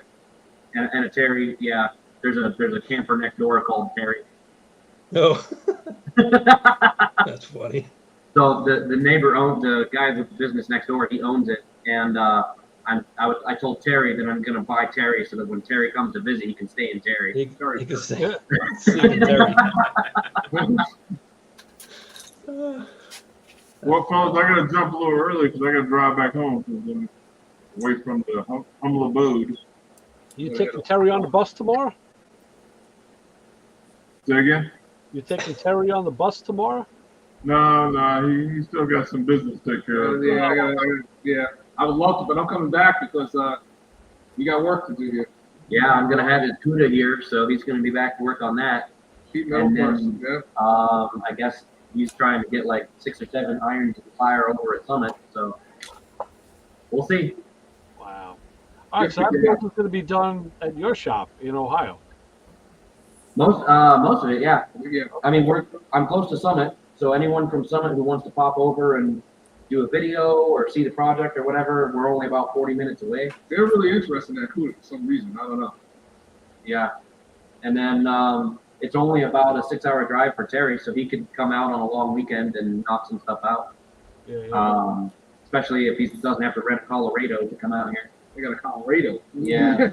If he could hop in his ZL1 or whatever, he could really cruise. I tried the Be pallet, here in 45 minutes. the engine in the LS engine in the back of the ZL1. No. It would have fit in the back of the Trailblazer. Oh, no doubt. No doubt. But I'd have to. What is it? Oh, Not yeah. a full engine like that, but how would you get the cherry picker to push it in? Set it on a crate like that. Right. That's an engine, a low crate, Right? and you just wheel it in. Chain it real close. I don't know. I don't want them in the back. I would get like a U-Haul trailer. Trailer. Bougie. Listen, I've got extra time tomorrow. I'll load one in the back of my Trailblazer so you can see how it's done. See what it looks like. You know, we got a bougie. You won't get no grease on purpose. Yeah. Just put a glad bag down and you're good. $30. Get a trailer. Tied to the Yeah. back. Yeah, those tires are only rated 55. Yeah, this is true. Cut the roof like that. The other one they had was it an Envoy that had the roof that retracted? On my SUV. The SUV thing, yeah. Those things are Put so that- ugly. No, I'd rather take a Trailblazer and just put a rag top in it. yeah. Full length rag top, all of that. Whoever thought of that needs to be Stand- shot in the foot. You put your refrigerator. Aztec. And then that's that you happen to have one in the back. I have an Aztec as well, yeah. An all-wheel drive Aztec. Oh boy, we had a 04 Buick Rendezvous. And Yeah. I gave it to my mother-in-law, and then I got it back. I A little was bit like, that, man, A little. a touch. I mean, they both. It didn't have all the plastic cladding on it. Yeah, It was yeah. more body color, yeah. All right, fellas. Have a good week. See you next week. All right, Lewis. See you, Lewis. Sounds Take good. care. Be safe, Lewis. Yeah, Terry's only 6 hours from your shop. I think you're about as close to me. Yeah, you're north of Detroit? Yep. Couple hours. Yeah, Detroit's about 3.5 That's it? Yeah. 3.5 hours from here. Yeah. from here. We gotta go and visit my man. Shit, what are you doing tomorrow afternoon? Let's do it right now. Right. Got the be T8. there in a couple hours. Yeah. Get there by 1. Bye, Lewis. About that time. Man. Yeah, I'm gonna start boxing all this stuff up and get the CUDA in here tonight. I gotta bring some parts in for tomorrow. Yeah, here, I'll pan the camera real quick.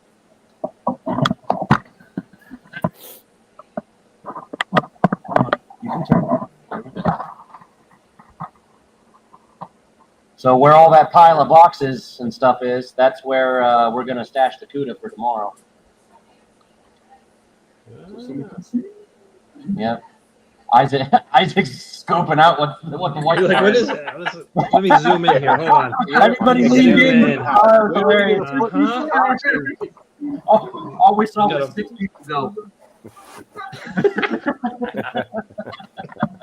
But yeah, so we're gonna stick the CUDA kind of right there where the bike is. You show them what it There is. you go.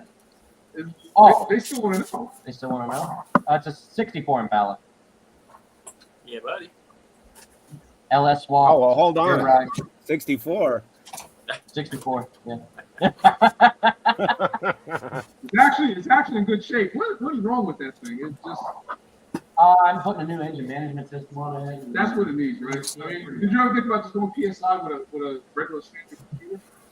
Yeah, that's what was on it. It didn't work. Oh, it didn't work. Yeah. That's scary. You still can't see more. What are you using for engine management? What's that? What system are you using for engine management on that? Yeah, the EFI that they had on there was a stock ECU with a custom harness, and it did not work. So it was a brand new harness. Guy pulls it in, complains about it not being able to run. It has no map. It's not speed density tuned though, so it's limping along on speed density. And it had a thumb-sized vacuum leak in the back of the intake manifold because the vacuum booster hose was off. So of course it's not going to run. And then I get all the vacuum lines fixed, and it tries to idle, but it's having a heck of a time. And here it's got an aftermarket cam in it, and they never tuned the idle at all. So it was really struggling. And then I go to hook up my computer and do a flash on it, and the OBD2 port under the dash that they installed has no power and no data communication. And it's all a brand new custom harness.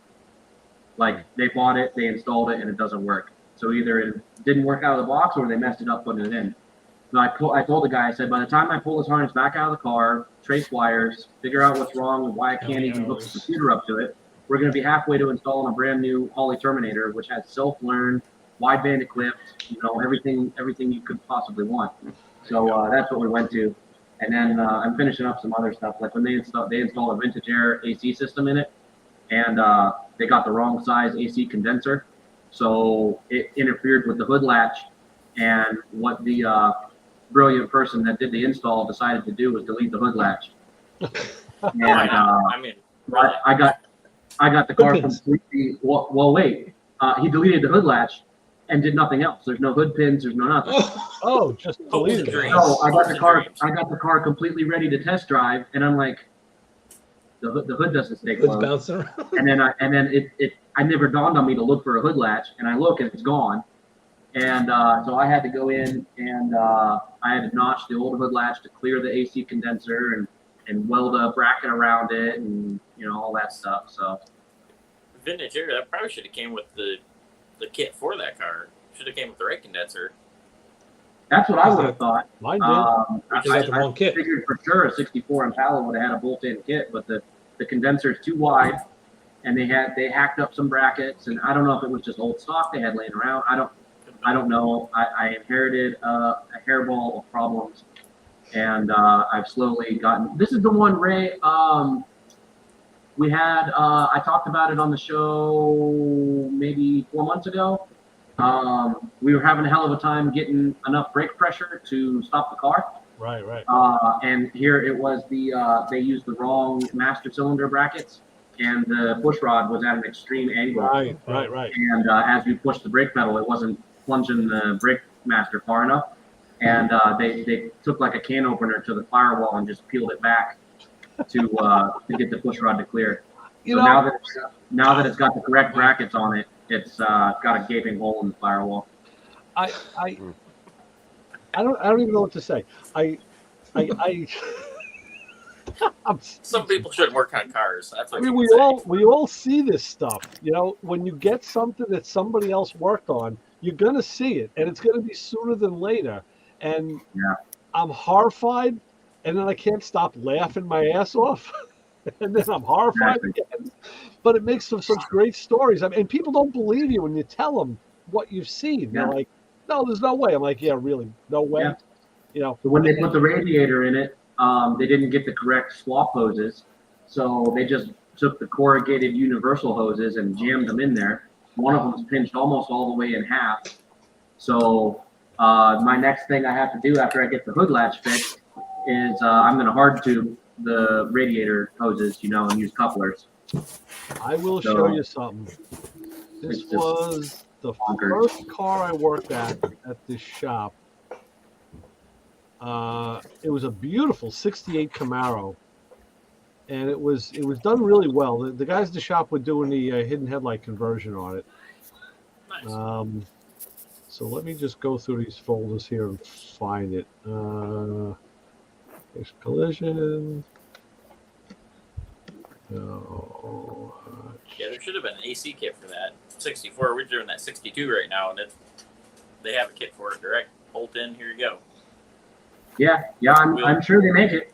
Yeah. The only thing we had to change, obviously, we didn't use the brackets because we did an LS swap on the car, but Yeah, and this is LS swap, and it's got the correct brackets on it, but they didn't pay attention to like where a spacer went or something like that. Yeah, that's fine. You can leave it right where it's at. Yeah. Well, because I got to move all this, I got to tear these tables down, and I'm gonna help you. Okay. Yeah. Hey, Let me finish talking to You Justin. guys hiring? let me show you this. So the You guys hiring? you can do firewalls now. Yeah, now you can do firewalls on the cards. so this Yeah. car came in for a bunch of different problems, and this is, No. It came in because it wouldn't idle. Oh, your car, yeah. Well, no, this one, not talking about this Camaro, had a bunch of different things, but I forget I know why. It was a steering issue. So I always go over the car, and I found like the brake hose, instead of you having the clip on the frame rail, which should be, they put the clip on the upper control arm. Like that's a good idea. But so I always look over things. I'm looking at everything just to see what's going on. So this is how I find the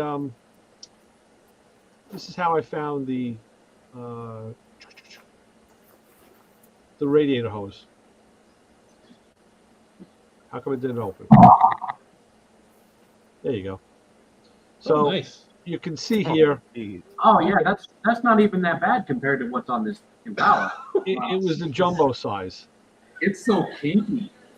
Yeah, and so 60%. let's see. I ended up doing this. Ah, I said, okay, Oh, that looks so much better. went and got a molded hose. No, it was off the shelf. The car came back to me.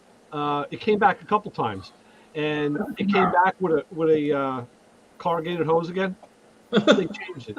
They didn't like the the smooth hose and flow. Yeah, they just had a. You did too good of a job. Well, it probably ran too cool because it had a flow, and with the little kink in it, it ran at a certain temperature that he liked. Yeah, I need a restrictor plate then. No designer. So the problem was, I would take the car out, and it ran and drove okay, and it was nice. It had a 383 in it, nice stroker motor with a 4-speed, and it went up. It would boogie, and if you drove it normal, everything was fine. So then, I took it around the block. I just got on it a little bit in first and second, nothing crazy, and then all of a sudden the wheel, it would shake a little, and then the car was wonky. So I come back and look like, what the hell's the matter? Couldn't find anything. Drive it again. Drive it normal. It was fine. Get on it a little, and then got wonky. So I said, you know what? I got out of the car. I brought it back, of course, set it up on the lift, checked. Everything was fine. I looked at the wheels, and they were okay. I drove it, got on it a little bit, and the nose would rise. It would come up nice. I stopped the car in the middle of the street. I went in front of it. I looked, and the wheels were cambered in. What happened was, I asked the guys, like, who put the front end in this car? Oh, I don't know. Some other shop did it. I said, I know what these idiots did. They had the car on the lift. They put the control arms in. tighten They it. put all the bushings in, and they just rammed everything home.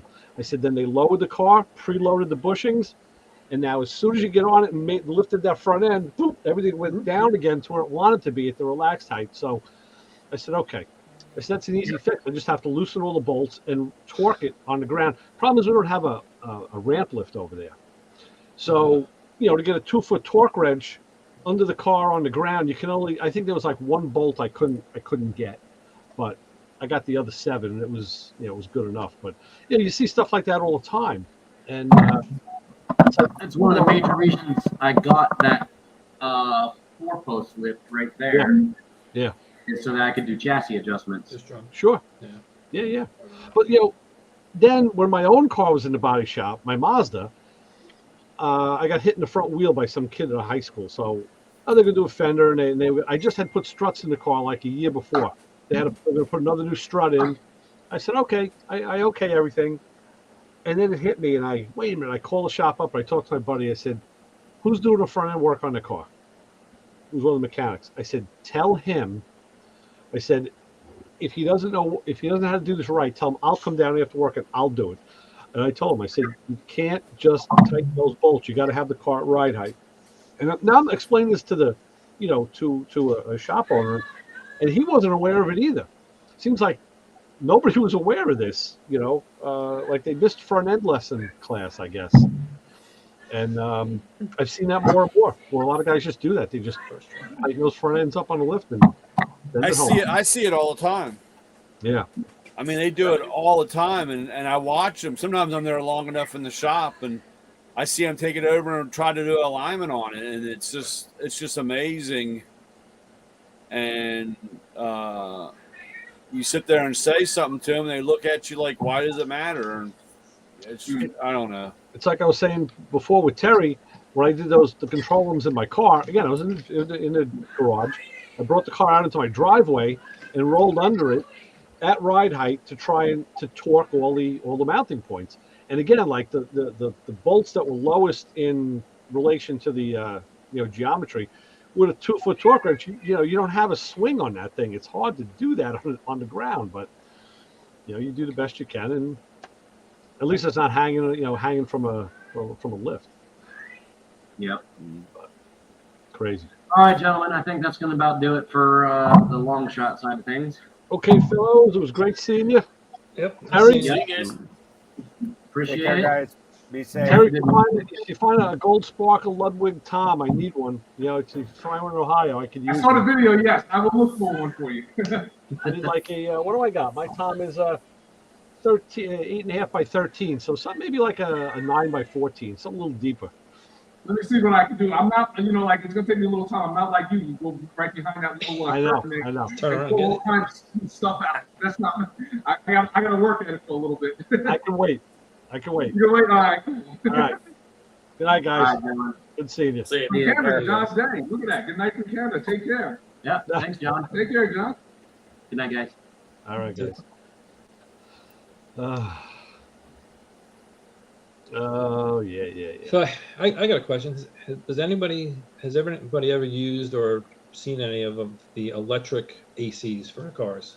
Like the electric cars have an electric compressor. Oh, I've been looking that stuff up myself. I Yeah, have not. because I have a 53 been Buick, looking and at- I'm like, I can just put that in instead of doing belts and this and that, compressor. I don't know if it's easier or what, but yeah, I thought it might be easier. That's what I think. Yeah. All you gotta do is put a Prius battery in the car, and you'll be okay. No, it just runs I off the have regular a, 12 volt, right? Yeah, there you go. Yeah. I have Go a ahead. video I can send you. Okay. Hit me up on Messenger, and Yeah. so to remind me. And I've got a video. I started looking at that stuff about a year ago, and this video, it's a guy in New Zealand, but he goes over. He's got his car set up to race, and he runs it in his race car, so he has AC while he's on the track. But it's it all doesn't electric, rob any power. and Yeah. he goes over the whole thing, and then on the description at the bottom, there's a link to a website, Okay. and it's got like the full kit where you do condenser and all that, or it's got where you can just get the compressor and hook into everything that's factory. Well, my 53 is never came with AC, so I would probably get a vintage. It has an LS motor in it, So I could put a LS kit on there for like a vintage air kit, but I'm thinking it might be easier to just get a 12 volt electric compressor and just do it that way. I don't know. That's what I'm Yeah, he thinking. says all you got to do is upgrade the alternator because of the draw that it puts on the system. But he said you can run it, and it's like I said, they have a full kit with everything, and then they have like if I wanted to do it like on my S10 Blazer, because my Blazer eats all kinds of gas, I could do just the compressor and then hook everything into factory. Okay. Yeah, all you use just get rid of the compressor. Get it. Keith, that trunk's big enough. You can just get a big home unit, cut a hole in the floor, and put it in there, and take the back seat out. Just blow right get in. get an inverter and plug it in, and just pump it up through the bottom there, and let it go. idea. I mean, get one of those window units. Oh my God! So I ripped the original heater out of the floor. It had heater hoses going from the engine to this heater that goes, and it's supposed to blow air.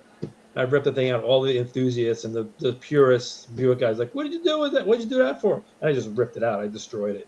Oh, that we could have used that. I'm like, oh well. I'm not using heat. I don't need this thing. I'm in Florida. I don't need that stuff. Yeah. I just want to get that thing on the road and just drive it. I should just get some balls and just take it out. Yeah. Justin, I got a question for you. I should have asked Tyler. It's a sniper question. I might have an answer. Oh, he would have known. I have noticed that when I start now it's summertime, so it's warm, obviously. But when I start the car cold, it doesn't have what I consider like a cold idle. Like, in other words, immediately it tries to find base idle at 750, which it kind of labors at doing because the engine's cold. So it doesn't go to like 1,000 or 900 or whatever. And I didn't see anywhere a setting for that where you could set like a cold or a startup idle. Do you know if that exists? I mean, maybe it's in the software that you use for the laptop. I don't know that. I don't have that yet. So it very well could be in the laptop. I honestly don't recall seeing one either. Okay. I don't even have a sniper in the shop to look at. Okay. Oh no, sorry, I do. I actually do. I don't remember seeing it on. Don't remember seeing it on the handheld. So Yeah, I'll have to go look at that tomorrow. yeah, I'm going to try and trade my 4 snow tires that I had for my Mazda. I have a set of 4 mounted dedicated snows on steel rims. I'm going to trade them to a fella that I know for a laptop because I need a laptop so that I can run the sniper software. And I don't need the snow tires because I sold the car.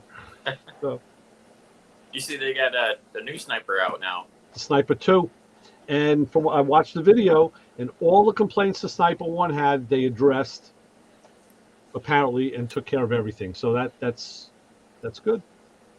Yeah, I'm curious to try it out. Yeah. Did you have any of those common problems that everybody was complaining about? Like a lot of people said the connectors came off the injectors, which I thought that was the stupidest thing. But I've not run into that one yet, but stuff as far as interference issues, bad sensors, just bad quality parts. That's been a big one lately. We've had 3 or 4 in a row, like bad O2 sensors, Okay. temp sensors. did I send you that list of the aftermarket numbers? I don't think you did. I'll send it to you. Yeah. Because there was a guy that I was watching who had a car with a Phytech and a guy with a car with a Sniper. And he compiled a list because he said, I like to have spare parts and I don't want to get stuck on the side. If I get stuck, I want to have parts. So he compiled a list of the, let's see, he's got the TPS, the O2, the IAC, the temp sensor. That's probably it, right? And he has all either GM or, well, he had a standard number for the temp sensor. It was TX3. But, yeah, he put together a list of GM sensor numbers. So. I'm about ready to say when we're going to do one of these things. We're just getting new sensors right from the get-go. Well, I did it. I got the temp sensor because he showed. He goes, okay, I'm in my garage. He says, car's cold. Fire up the handheld. He goes, it's telling me that the CTS is 80 82, 84 degrees. He says, it's 60 degrees here. He goes, I'm in California, but it's 60 degrees. He goes, so that's not going to be 80 degrees. He says, and it really won't bother me here because when you guys in colder climates, you're already starting at an 80-degree set where that temperature could be 10 degrees if it's in the winter. And he says, and who knows what that's going to do, with the mapping in the computer. So sure enough, I went out to my car. I had to do it. I went outside, so I turned the key on and looked, and it said 82 degrees. I'm like, no, it's like 60 degrees here also. So I thought that I didn't get the sensor with the other parts. So through Holly, I ordered a new sensor. It came in. In the meantime, I found the one that the guy had originally, and it was the same part. So now I had 2 Holly sensors. Plugged the new one in, look at the thing, and it said 60 degrees. I said, okay. I went to Amazon. I ordered the GM sensor, the Delco one, plugged it in, 60 degrees. So the sensors, those are out of spec. They're like all out of spec. So Yeah, it's been a problem. yeah. So I don't know if I saved. Here's a picture of that AC unit, the compressor. Oh, look at that. Plug that sucker in. Yep. Two Rem hoses. coil, huh? Rencool or Ren something like that. Yeah. Brian, that's the other thing. I was telling my buddy Kevin today, I said, I'm just about ready to get in the car and drive down to Brian's house and borrow that freaking that line crimper. Because I said, I want to get this freaking AC going in my car. And I got to crimp that hose. I'll send it out tomorrow. There you go. Well, I got something else to talk to you about too. So I got another issue. Let me see. We all have issues, Ray. I know. Actually, I was going to call you the other day because we're still alive. I can't talk. So Okay. Yeah. Yeah. And if I kill us, we're dead. We're done. We're out. yeah. So did everybody send away for your Nissan hardbody pickup truck? What? No. Which one? Was this something we were supposed to do? I didn't hear about this. Well, that was at Target. Target buy $20 worth of cars. You get your Nissan hardbody. Well, let me tell you about Target. I just went there today. Did you get have you sent off for your 70th anniversary Matra box bus? No. You I'm guys not a are member. slacking. You don't have to be a member. What's wrong with you? Oh, really? guys? I don't have to be a red line, whatever it is, member. Pay No, this $10 is a year or another, something. this is another one. They're taking, you buy 20 cars. You got to buy 20 cars and send it in to Matchbox. Yeah. The fastest way of doing that is just buy, 20 cars. well, A 20-pack. Oh, Matchbox. you gotta get? Matchbox doesn't do that, so you just buy Yeah. 4 or 5 packs. Yeah. What do you get? A free donut? Hey, you get a 70th anniversary You get a special truck.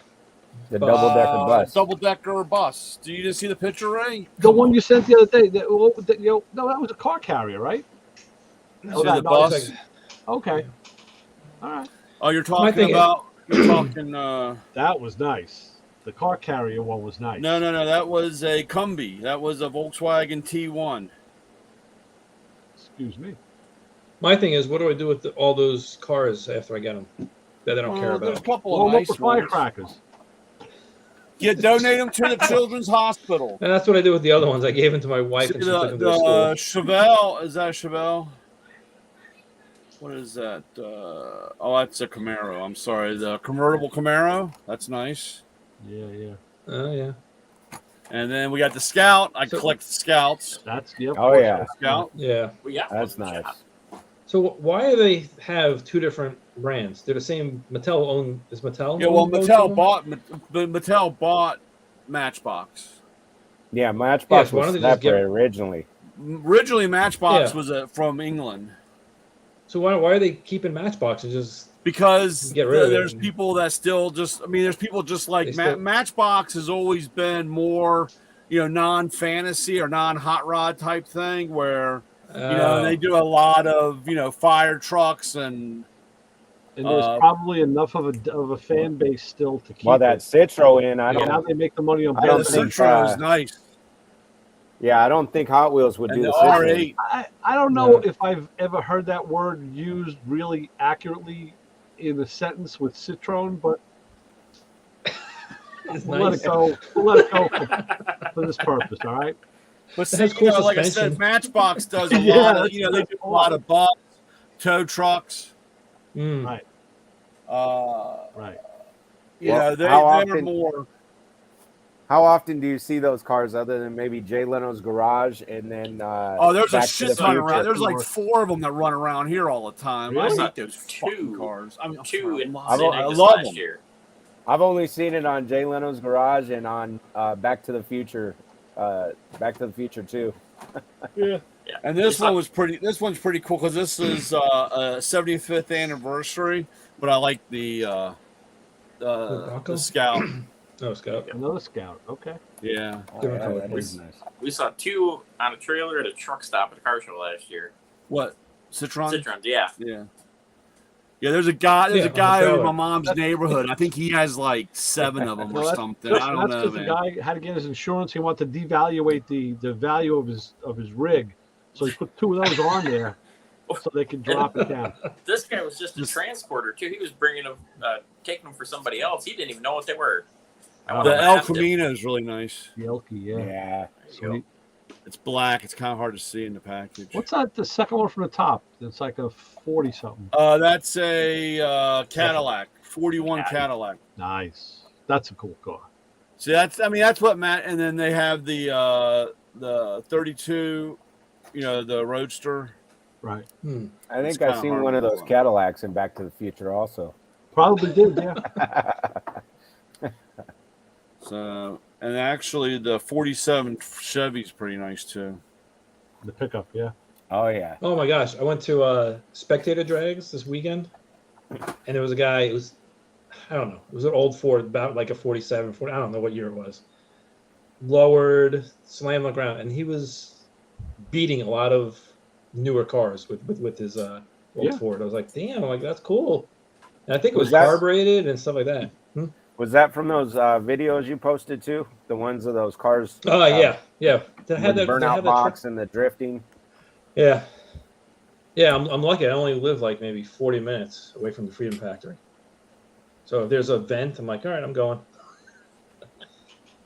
So, and this time I went in the pits because I had my son. I go, let's go in the pits because then we can walk around when there's like a downtime. So walk around, look at the cars, and see that stuff. And then you see all the guys from the YouTube channels are there. So it was kind Yeah, of the drag strip here. They sometimes have it in on roadkill.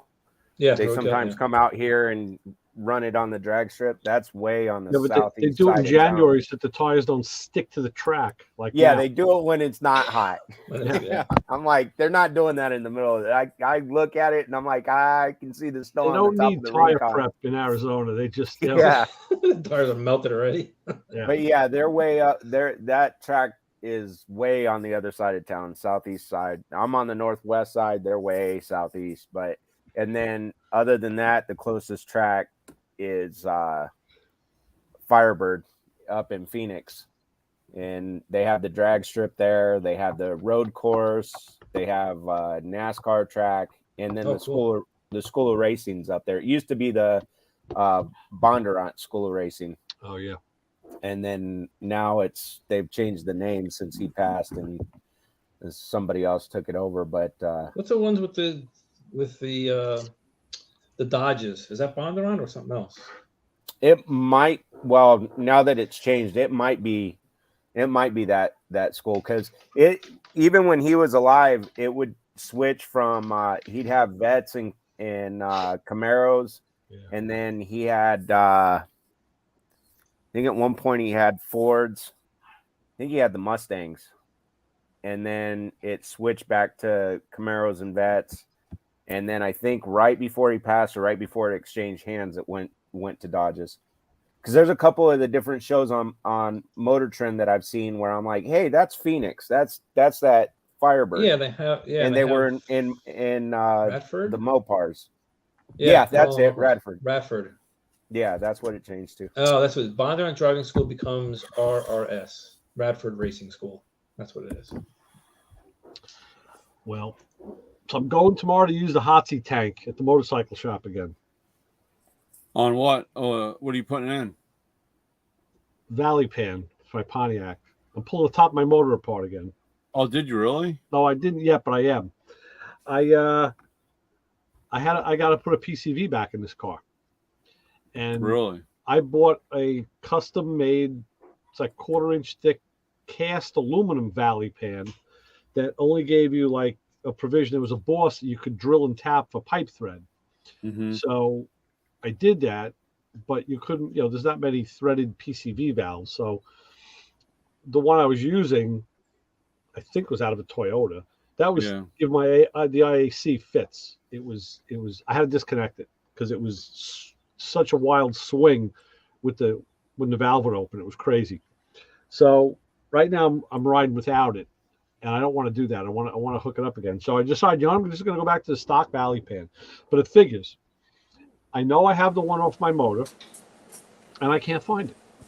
I tore apart the garage 3 times. I tore apart the shed, and I can't find. I found another one that I got from somebody else. I picked it up, over the years, and I started cleaning it up. And all right, it was kind of cruddy, but I was going to do it.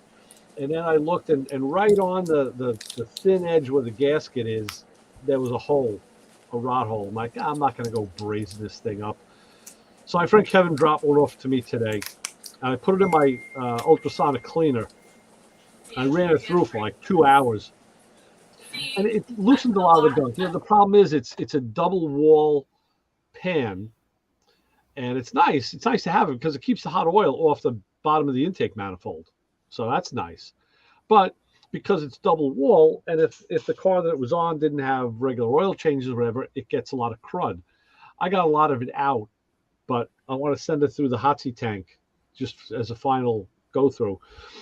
And I already bought the grommet, I bought the bolts, I bought the gasket. It all came in today. I ordered it yesterday. It came in today.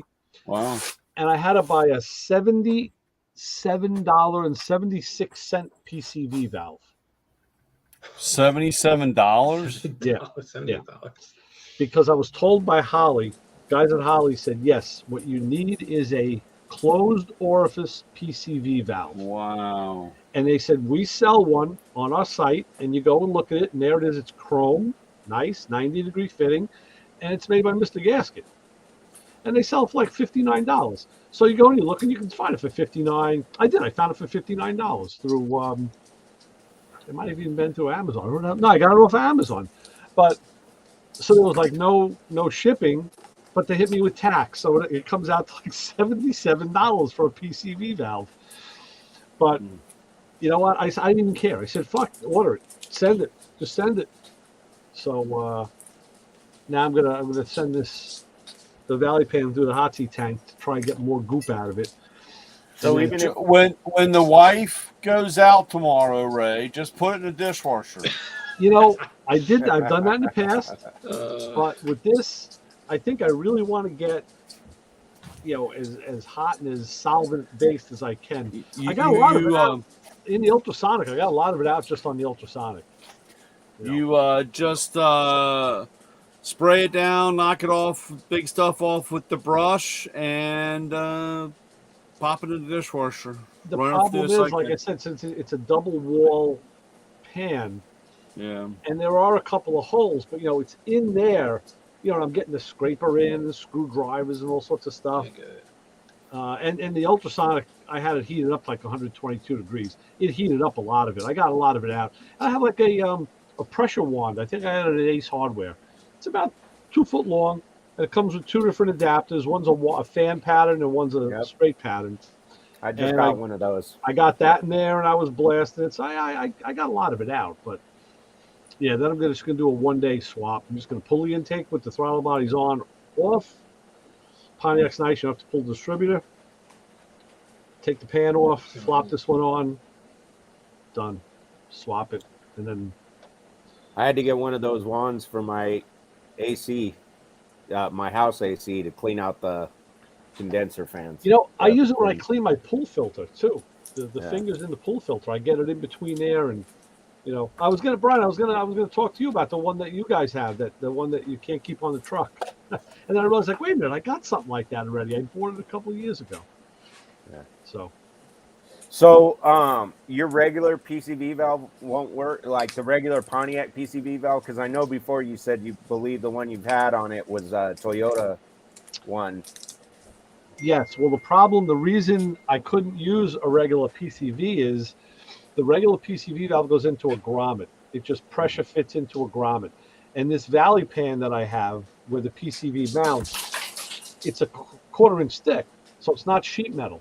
You can't put a grommet in it. And my valve covers don't have the provision and everything. So that's why I decided, you know what, I'm just going to go back to the original Valley pan. Again, you know, it's like it only happens to me. I buy aftermarket stuff or high performance stuff, and I end up taking it off and changing it later for some other unforeseen reason. It happens a lot, it really does. The only good thing is the company, I think they sent me that pan. I don't think I paid for it, so it was a freebie. So, you know, but now gaskets have gotten expensive, and you know, it's unbelievable how expensive gasketry is. Crazy. So, whatever. Just, I'll do that, and I'll see if now what I'm going to do is I had an I thought I was having early onset Alzheimer's, because the pan that I found, which I knew wasn't my original, had the PCV fitting in the front of the pan, and I swore my PCV was in the back of the pan. So I looked at Ames Performance, and there are two pans. One has it in the back, one has it in the front. The one in the back are the engines up to 67. From 68 on, it's in the front. Well, my engine's a 68, so it should have been in the front. Like, I could swear it was in the back. Until this morning, when I pulled the oldest picture of my engine I have is from 79, when I put it in the car. And there it is, the hose coming up in the front. It's like, it was in the front. And I was swearing it was in the back. I know I had it in the back now on this pan. Maybe that's what I was thinking of, you know, with the carburetors. But that was driving me nuts for a day. I was looking for a rear PCV mount pan, and my friend Kevin has 4 of them, but they're all fronts. And he goes, I might have one other one. I got to dig. And I'm like, I felt bad. I don't want to go digging for it. But so now what I had to do in the past is run a hose from the front around to the back of the rear carburetor. I don't want to do that. I'm trying to declutter. The engine compartment got too cluttered with all the harnesses and shit already. So in the front of the front sniper is a plug. And I'm pretty sure I can use that, take the plug out and put a nipple in there. But I'm curious because the rear sniper is the master. That's the brain. The ECU is in that, and that rear one controls all the sensors. So the front one is just kind of along for the ride, you know, with injectors. So the rear one does talk to the front one. So I'm wondering, because the IAC is in the rear sniper, what's going to happen when I put the PCV signal in the front one? Again, I'll let you know. So the one in the front is electronically a slave to the one in the rear? Yes. There are two pin connectors on either side of the rear sniper that marries the two of them together. You plug them together. And then it's those two connectors and linkage, and that's it. Since they're slaved, I would think that it should work. You know, like I said, I experienced firsthand the IAC issue. Yeah. When I had the PCV hooked up to the rear of the rear sniper, you know, the car was idling nice, and all of a sudden the idler went, whoa! It sensed, you know, a vacuum leak. The vacuum leak, yeah. The PCV opened, so the computer said, "Holy shit, let's stop that." So, you know, it gave it fuel, and then boom, the idle goes up to like 1200. And then once it catches up and the PCV closed, then the idle goes, oh, we don't need that anymore. Boom. It just shuts down. Yeah, it was uncensored air, right? Well, yeah, the PCV opened, right? It was like, Yeah. well, that's why the guy was saying you need a what did I say before? Closed orifice, whatever that means. I don't know. So there's one other PCV valve on the market. I think Edelbrock makes it, and it's got 2 adjusting screws. You can adjust the vacuum pull at idle and at cruise. So it's got adjustability. The one I bought doesn't have adjustability, but if it'll work, that's all I care about. Plus it's, saves me another 50, 60 bucks. But yeah, so we'll see. So my good buddy Kevin was working on his GMC van, and he had to make a couple of brake lines in the rear. So, because they rusted just across the rear to the wheel cylinders. So he was asking me all about brake lines, and I was telling him all about Bendaflex, the copper nickel stuff that I used to have a piece of up here, and I don't know what I did with it. And I said, you got a good tool to. I told he should just. I told you just buy sticks that were flared with ends, but no, he ended up buying a. He goes, now let me get a roll. This way I'll have it. Yeah. Okay. I said, so what are you going to flare it with? I said, you know what? I got a really good tool that a monkey could make a flare with. And I said, he's one of the few guys that I would lend it to. Yep. Right. That's a good kit. It's a great. So I did. So he does one flare, and he says it came out perfect.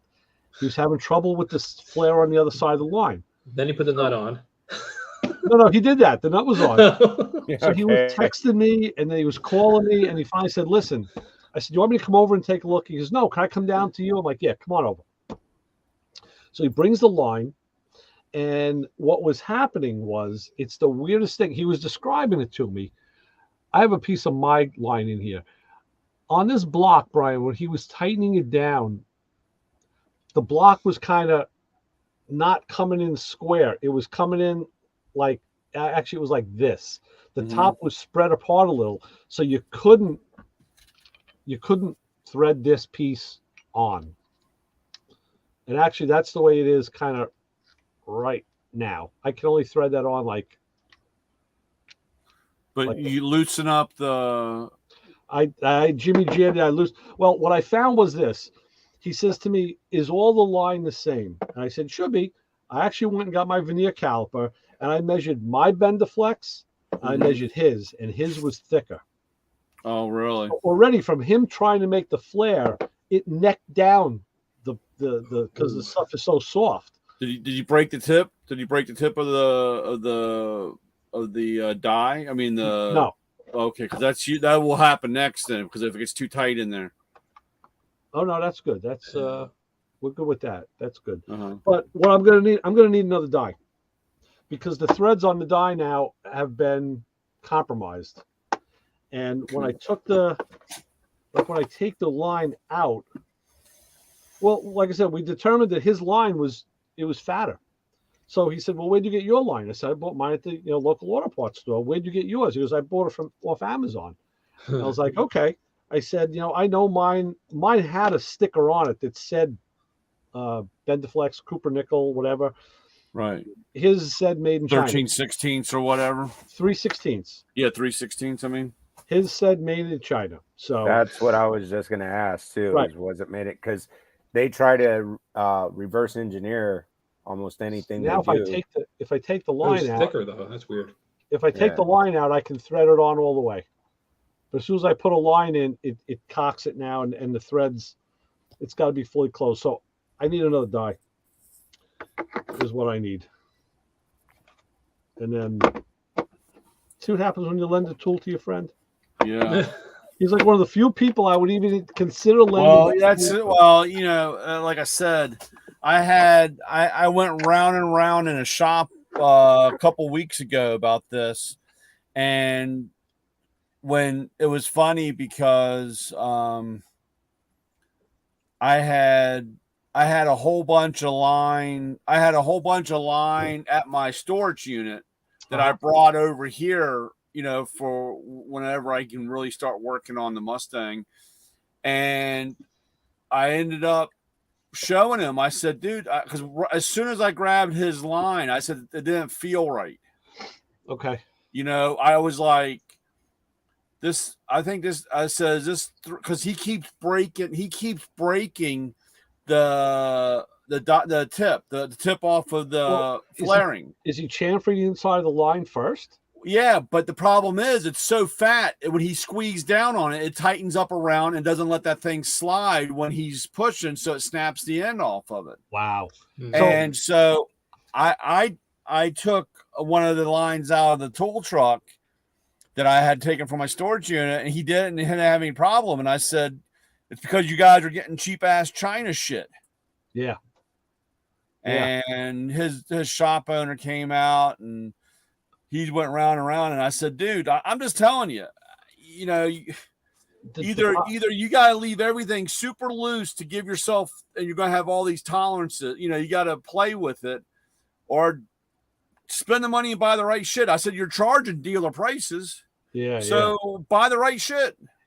I did, well, at the shop, I did the truck lines, but we had sticks of brake line there. So I know I think it was Dayco, or who the hell made it?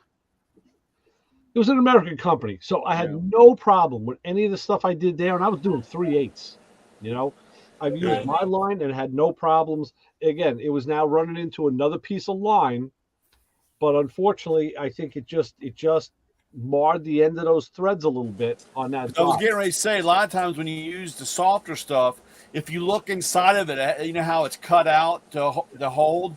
Yeah. When it slides a little bit on there, it will fill up, and then it won't hold. You'll go to put a flare on it, and you'll push the pipe through. It won't hold. I was going to tell you to take a wire brush and clean out the inside. This one, his tube necked down and had a knurl on it. I was like, wow. So I actually sanded the knurl. You can see how it can, like if you take your socks off and your ankles are pinched, like if the blood stays, that's what this brake line looked like. I said, holy shit, man, dude, this really necked it down a lot. Because that's how tight we had to make the die. Literally had to resize the hose, not the hose, the tubing. The tubing, yeah. You got to be kidding me. So yeah, what I had to do, this stuff is getting really, really bad. I knew you were going to say that. So to finish the job, I had to use my Blue Point flaring to the old block style one. Yeah. I had to use that, and that got the job done. And then he had his flare done, and that's it. So, Justin, did you bring enough for everybody? Nope. That looks good, whatever it is. Some kind of chocolate stuff, man. Nice. Marshmallow cookie. Oh, marshmallow cookies. No, we can't have stuff like that. That's good. That's good. Actually, this time for the show we can. Yes. Food Channel.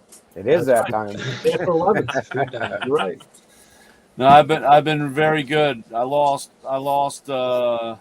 went down 2 sizes in my waist. Really? Nice. 2 sizes. Yeah, or a size, I guess, really, because I'm down to. That's Actually, great. the 44s are big on me now. Great. Very good. Nice. Congratulations. Yeah, that's good. How'd you do that? Determination and hard work.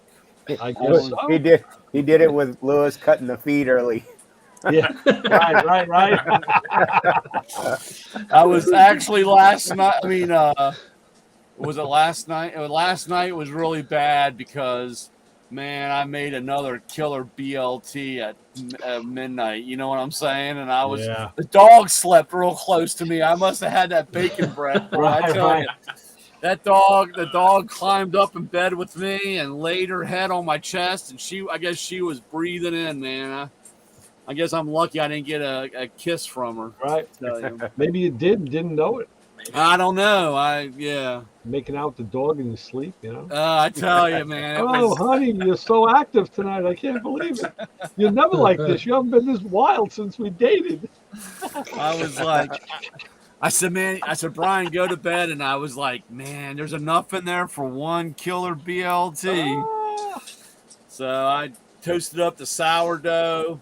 It probably was, I probably laid a good 3/16 of mayonnaise on there. Nice. laid that bacon, cut a fresh tomato up, and Nice. sprinkle it down with some lettuce, and then another layer of mayonnaise. And Right. God, Nice. You know, by us here, when you get a BLT in the diner, they'll cut it and they always put a toothpick in it because the thing is like, yeah, 5 inches thick in the middle. You need like Fred Flintstone's jack to open your mouth, yeah, it's crazy. Well, sign me up for one of those. Yeah.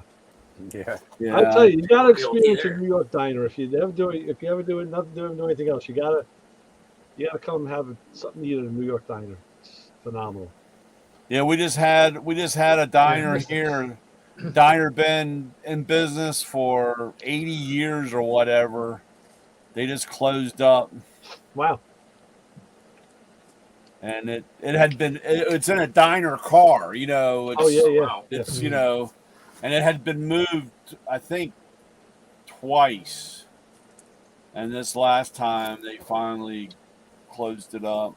We have one of those right here in my town. He's gonna go get it. Yeah, he's right. It's a small little diner. Look at the diner.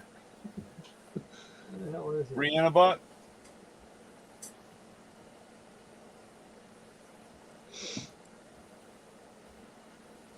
Getting bad. I can't find anything anymore. Yeah. Shit, I've been moved so much stuff around I can't find anything anymore. No. It was right here. I don't know. You found some pretty cool Lincolns the other day. Huh? You found some pretty cool Lincolns the other day. Yeah, I tell you, man, I got 2 sheds that I'm tearing down also because the roofs are gone on them, and I've been going through cleaning up, and yeah, those Lincolns are pretty good. Those are, I can't believe those things are like 40 years old. They don't look like it. Yeah, I got so much stuff, man. It's disgusting. I think I can match you What? with junk. I don't know, Ray. Yeah. I love you dearly, but I don't know. I don't know. still have a whole bunch of stuff at my parents' house. My dad used to ask me all the time. Every time I came over, he'd get up and walk out into the garage and grab a box. We'll all be in the house talking to Mom, and he'd get up, go out to the garage, grab a box, and put it in the car, Yeah. and then come back in. And I was like, "What did you do, Dad?" "Oh, nothing." And of course, I get home, and the wife would say, "Where did this come from?" And I said, "Oh, I guess Dad's helping me move along." I have a book. I've actually pulled it out once before. It was like right over here. It's called Diners of New York. It's a big hardcover book, and there's a lot of historic diners. A lot of them, with Indian names, and a lot of the train car diners and all. It's a pretty good book, pretty cool book. Oh, Yeah. But maybe I moved it. I don't know. Can't find it. I used to go to one in Suffolk County. Candlelight Diner, maybe? Is that it? I don't know. Yeah, those were the Mark V's, the Mark IV. Oh yeah, cool. Yeah. That's nice. The Those matchboxes. one's a Matchbox and one's a no-name China brand. I don't know what it is. Can you That, make a top fueler out of it? if you Gold want? colored one is the matchbox, ain't it? No, the red one is. Oh, The red is it? one's a Matchbox, and the gold one is some Japanese. This one's a Tiamco. Is that what they are? Timeco, or there's also I think something Daihatsu. like Timeka or something like that. Something like Yeah, Tamika. Let's see here. This one. What town in Suffolk There's- County, Keith? It's in Comac. I just looked it up. Candlelight Diner in See, Comac. there's that one. Candlelight. Wow, I don't know if It's I know. a Toyota. Yeah. that. Nice. Okay. Uh, And then, It's been Jericho 30 Turnpike? years. On Jericho 30 years. Turnpike? Probably. No, the veterans. On Vets Highway. Okay. Yeah, 56. Yeah. Okay. and this is what Ray was talking about. This is a T1 combi Volkswagen. That's cool. That's cool. Oh wow. That is. Yeah. The Sprite van, yeah. Yeah. What was the one you got? No, the other one you got was it was a car carrier with a car on it, right? Oh, that was the 61. That was the 61 Impala. Right. That's sweet. Old paddler. Oh, I just got this one's really hot too. I don't really care for the car or the vehicle, but I love the artwork on the card, and that's Oh, Jaws. So what's the Yeah, that's artwork? cool. Is that well, the the artwork. That's Key in the artwork. car. That's Oh, not you a mean just picture. behind on the card? Okay. Yeah, Is that the Okay. K5 Blazer? yeah. That's Yeah. a 75 Blazer. Like it was in a movie or whatever. Right. Was that Yeah, it the was full beach patrol. removable top or the Yeah, half yeah. top? full removable. That was the I beach liked when patrol. they started going to the half top. My cousin had one that was full removable. I like the half top. Okay. In fact, Those I are getting, almost rolled his Blazer. those are getting around here. There's been a couple of really clean early Blazers and early Broncos. I don't know where they came from. If they're original, man, these things have been stored for a long time. And if they're not, somebody paid a lot of money to make them the way they are. Yeah. So you're going up too. Yeah. We just did that one, and that one even valued for quite a bit, Right. and it was nowhere near perfect. Crazy. So what's in the shop now, Justin? What do you got? And I probably saw it, but I can tell you what's not in the shop. It's a PT Cruiser. yeah, that's good. That went home today for the second time. Okay. They brought it back. We changed a few things. Oh So yeah. that was this one, Ray. Yes, that's cool. Oh, that's cool. Ram truck. That is nice. That's really neat. I like that. The I like 60. that It's a truck. 61 Impala. I like that. Yeah, That that's a one's nice really car, nice. but I like Actually, that truck. this is the Like first truck. time they did that paint scheme on the car carrier.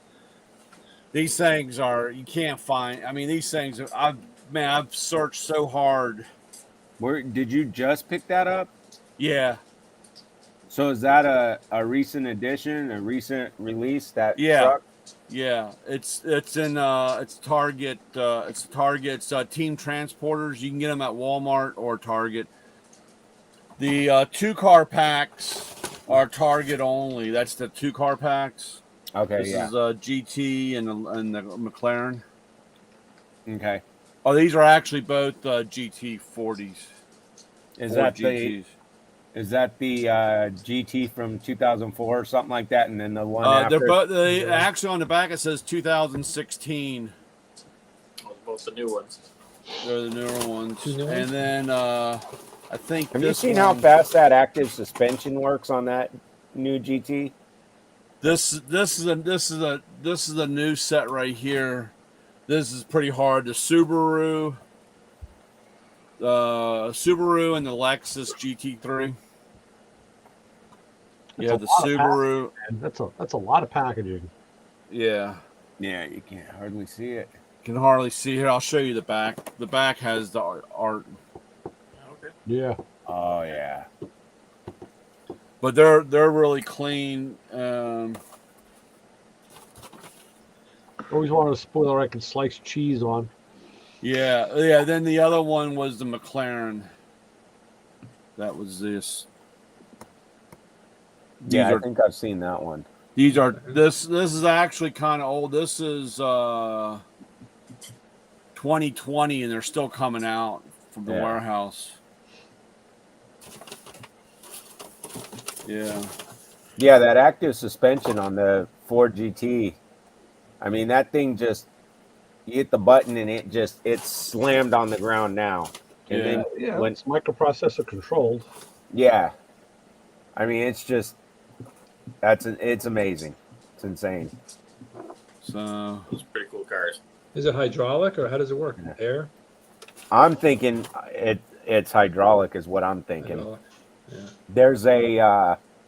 There's a video of a GT40 replica or whatever you call it, not a kit car, but from Superformance, and it was actually at SEMA. This guy, I forget the company he's with, but they wide bodied it and redid some of the paneling with carbon fiber, and he put coilover suspension, but it has hydraulic cups, and his does the same thing. So you can set it where it's low, where your ride height, where you're driving, and then if you're coming into a driveway or whatnot, yeah, you hit a button and it pops it up like right now. Yeah. And it doesn't. That one's hydraulic, and it doesn't pop up like like with the lowrider when those pop up.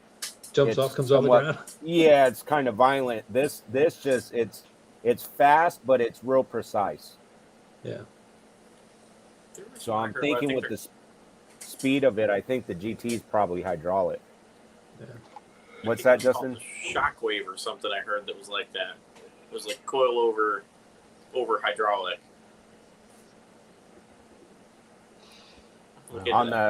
On that GT40? It was on something else. Oh, okay. I think But I think it's the same thing, Mike Finnegan is putting those on. Is that Maybe that's where. Shock? And then I got uh, I'm sorry, guys. I his got pickup really truck. excited because I found a case sitting tucked back in a corner on a shelf that somebody, I guess, took off the dolly, and I ripped it open, and it had 72 Barbie Corvettes in it. They were all pink Corvettes from the movie. Ah, I thought maybe I could find something good. You didn't buy any? How many did you buy? I bought 2. You always find stuff. I'm gonna have to figure out who I got to talk to get the Matco, the seminar or whatever moved here. I know. That way I can find you and tag along to go learn how to search for cars. Actually, I accidentally tagged. I sent a message to Ray when I was sent to my buddy Mike, and I always give Mike a hard time because Mike's a runner, and he usually beats me in and runs through, and he's on to the next door, and I always send him a picture of what he missed, and he gets mad, And he finally, one day, he was waiting for me out in front of the Target, and I said, "What are you doing here, Mike?" And he's like, "I'm going to follow you and see what you do because you find way more than what I do." I said, "Well, like I said, I'm a closer, I'm a cleaner upper, and I leave whatever you guys leave, I get." And he's like, "Dude, I don't know how you do it." We'll be walking through the store, and I said, "Don't look." I said, "Don't look," but I said, "There's 2 cases over by the front register," and he'll say, "No, there's not." And I said, "Whoa." I said, "The kid's coming, so don't let him walk out of the store before we go over there." So the other collector walks by and goes out. Mike looks over and he said, "How the fuck did you see those 2 cases sitting there?" And I said, "Dude, you gotta play cool, man. You can't." I know what it is. It's all your dad taught you all those surveilling techniques. yeah. His was to protect the president. You just converted it over to find the Hot Wheels. To find Hot Wheels, I know. Hey, it worked. Yeah, it's funny because Mike goes, "Man, how in the world did you see those cases sitting there?" So I don't know. It's all fun and games. I wish I could use those goods for making millions, but Yeah. I don't know. You just start a YouTube channel teaching how to do it. Just make more BLTs. That damn right. I wish I had to go up there and cook. If I cook the bacon, though, I'll wake the whole house up. That's the problem. And then we had some burgers the other night, dude. Oh my God, man. I smoked those things for 45 minutes and then cooked them. Man, I tell you, there was not. I think the girls even licked the plates, dude. I don't think there was anything left. Smoked smoked them, and On an English muffin. I didn't have My- any English muffin. I was upset. My wife gets upset. I always lick the plate, and she goes, "Why do you do that?" And I'm like, "That's because it's good." And some of it dripped out, and it's good. And I said, "Hey, don't get upset. I'm not." I said, "You can get upset when we go to the restaurant and I do that. I know how to behave in the restaurant." I said, "We're at home. I can lick the plates." I had Yeah, my hot dogs on brioche buns today. Top split Really? brioche buns. Yeah. For Hey. my lunch, I had taken some Cajun sausages and smoked them for about 45 minutes, and then grilled them up. And man, I tell you, I've had a good lunch this week. I had cantaloupe and honeydew today for lunch. Yeah. So we're supposed to go out to dinner. We're supposed to go out with friends last night, and my wife she wasn't feeling good during the day, just wasn't feeling right, so we postponed it last night. I said, okay, we'll go tomorrow. So we're supposed to go today. And she still wasn't feeling right, so guess who had a porridge for dinner again? So Yeah. hot dogs it is. Last night, man, I had a piece of taco pizza. There's a pizzeria by me that makes it. Nobody else makes it that I've seen, and it is off the chart. You got to eat it with a knife and fork. It's that Really? thick. Wow. It's a piece of taco pizza. It's got chopped meat, lettuce, onions, tomatoes, the whole 9 yards. It's like, Man, we went to this new Mexican place down the street, and we went in, got down, sat, and I realized we were the only white guys in there. But man, the food was off the hook. It was great. Nice. But the service was so bad. I guess they wanted to get us out of there. But they even asked if we wanted dessert, dude. I was so mad. Wow. But man, it was so much food. And it was, What'd you have? huh? What'd you have? I had two pork and cheese pupusas, and I had a burrito, a grilled steak burrito, and the rice was everything was good. I mean, like I said, and Jenny had gotten some, I can't even pronounce it. It was a seafood platter thing. It had clams and squid and the whole 9 yards. Dude, it was off the chain, man. It You was should have excellent. gone up 2 sizes instead of down. Yeah.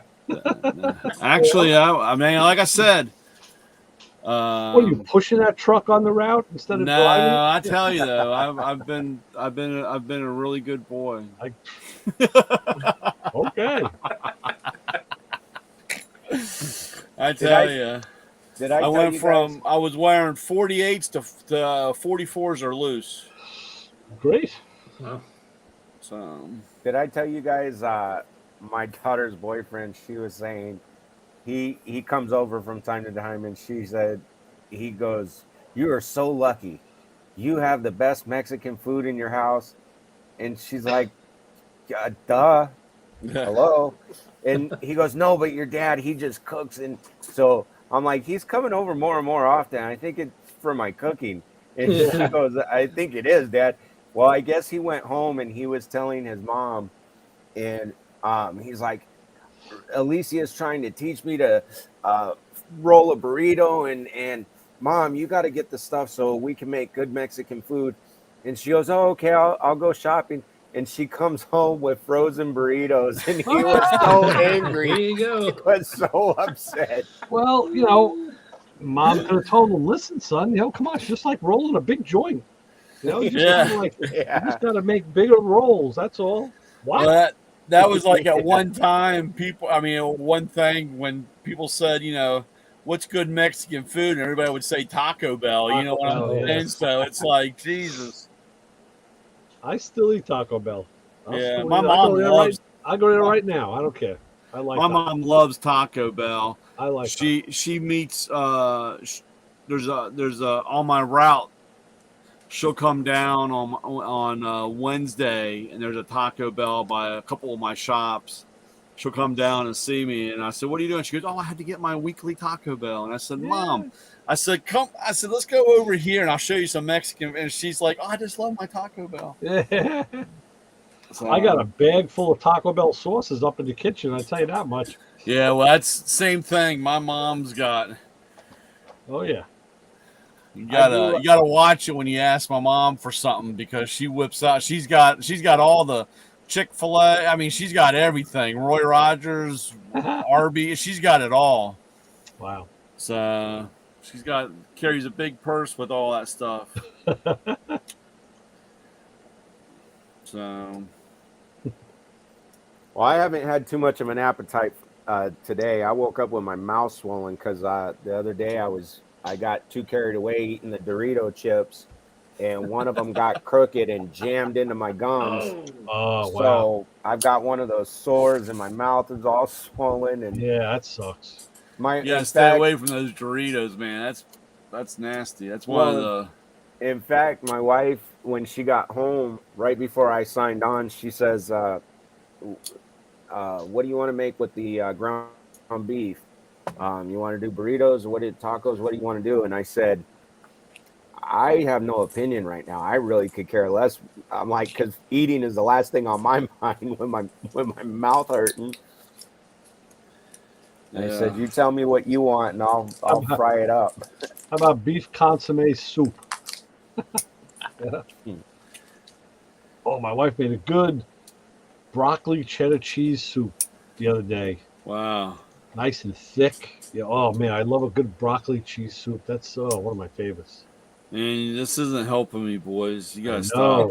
No. It's that time, I'm telling you.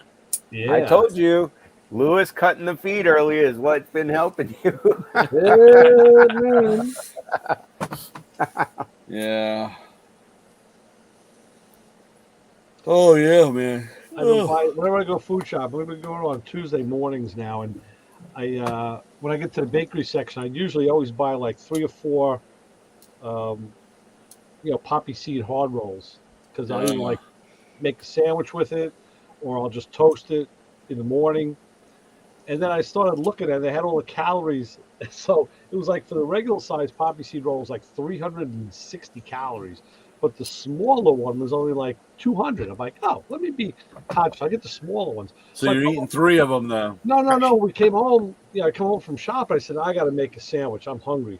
So we just got cold cuts. So I said, these things are economical. They're going to help me because now you can't put as much on them because they're smaller.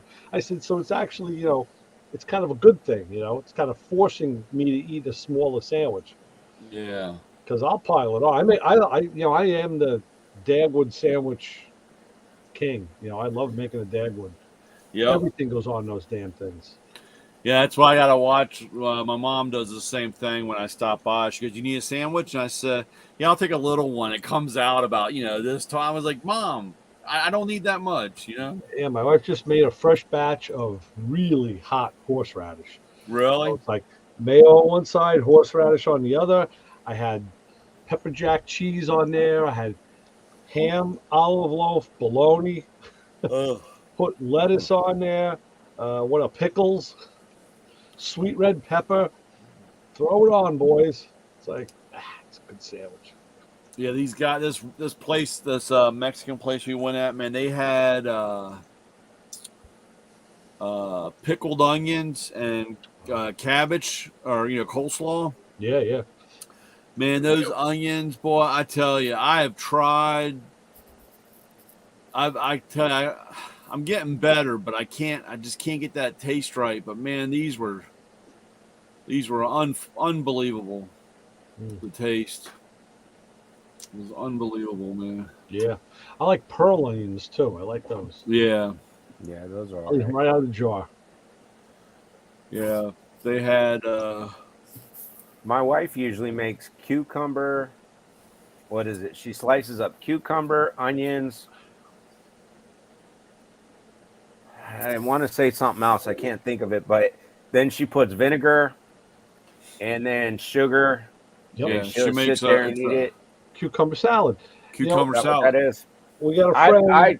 I don't eat it. It's one of the I've never seen it, and I'm like, that looks odd to me. Oh, man, no. But they sit there and eat it. Well, her and my kids, and she goes, the kids love it. But see, when it comes to when I make menudo, she's like, she'll eat it, but she's like, it's not my number one favorite, and I don't like the way it smells. But then I'm like, well, the kids love it. Yeah. I'm like, it's all what you grow up with. My friend Billy, he owned a deli out east, and whenever he came into the show, he would always bring a cooler with sandwiches and salads and all. And Rob Leonard used to go nuts, like, That's a good. But- That's a good friend. yeah. And but I tried this. He had this cucumber salad, so try something. Like, okay, and I was like, man, what? This is off the hook delicious. And it was the sugar that did it. He put, because it had the vinegar, so you had a little bit of that vinegar stuff, but then it had the overriding tone of the sugar, which kind of knocked that vinegar down. And so now my wife makes, I tell her, yeah, you got to put some sugar in there, definitely. Yeah. Man, that's good. Yeah, you gotta, and it's usually the next day is. Yeah. You gotta let it sit. That's usually the problem. Let it soak. You gotta let it soak and sit Yeah. for, they'll tell you, let it sit for 2 hours before serving or whatever. Right. And Well, she was sometimes she'll, she used her mom's recipes, and now she'll make macaroni salad, potato salad, and coleslaw. And I tell you, man, it comes out just as good as the deli. And the same thing is the trick is there's always sugar at the end. You always put a little bit of sugar in there. Yeah. It just kind of. So you didn't take Mama out for her birthday? Oh yeah, we went out for her birthday was last weekend, so we took her out. Yeah. Oh, okay. Saturday we went out.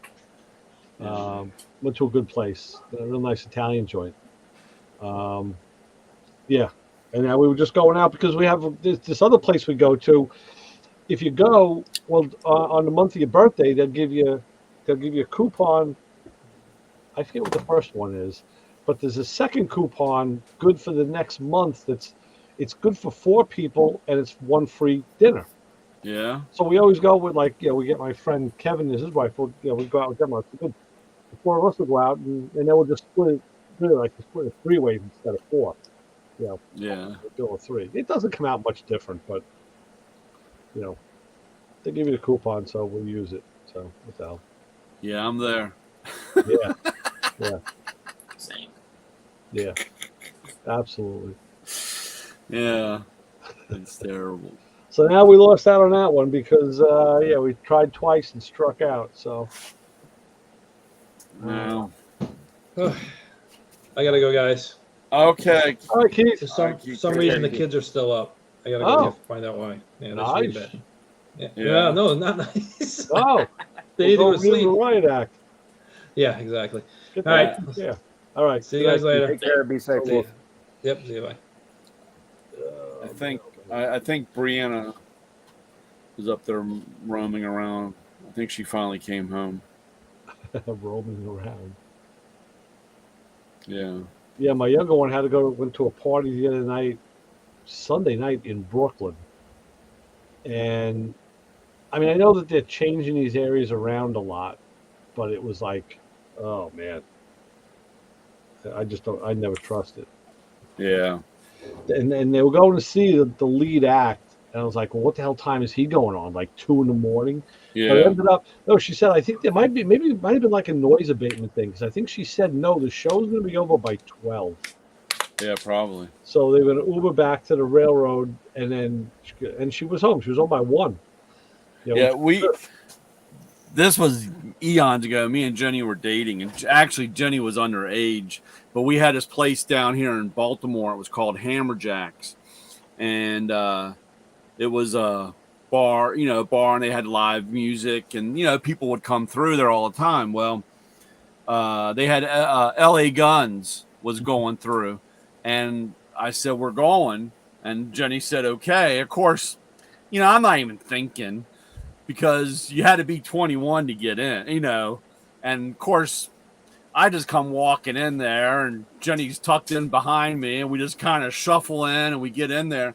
We got down there like 8 o'clock. I figured, man, that guy, I didn't even saw him come on, because by the time I was so pissed off, and it was like, and of course later somebody told me that the whoever the guy was, the lead guy. He used to be with Guns N' Roses. That's how LA Guns formed in the early days. But he was so wasted that he didn't even play. I mean, they were, because it was like after midnight, and I was like, dude, I was so mad.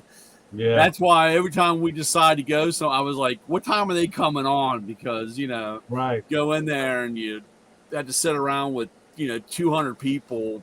Right. Banging, And Guns N' Roses had the, has the history of not going on time. Yeah. Well, I LA know Guns, it's not like I going said, on. he was one of the guys originally.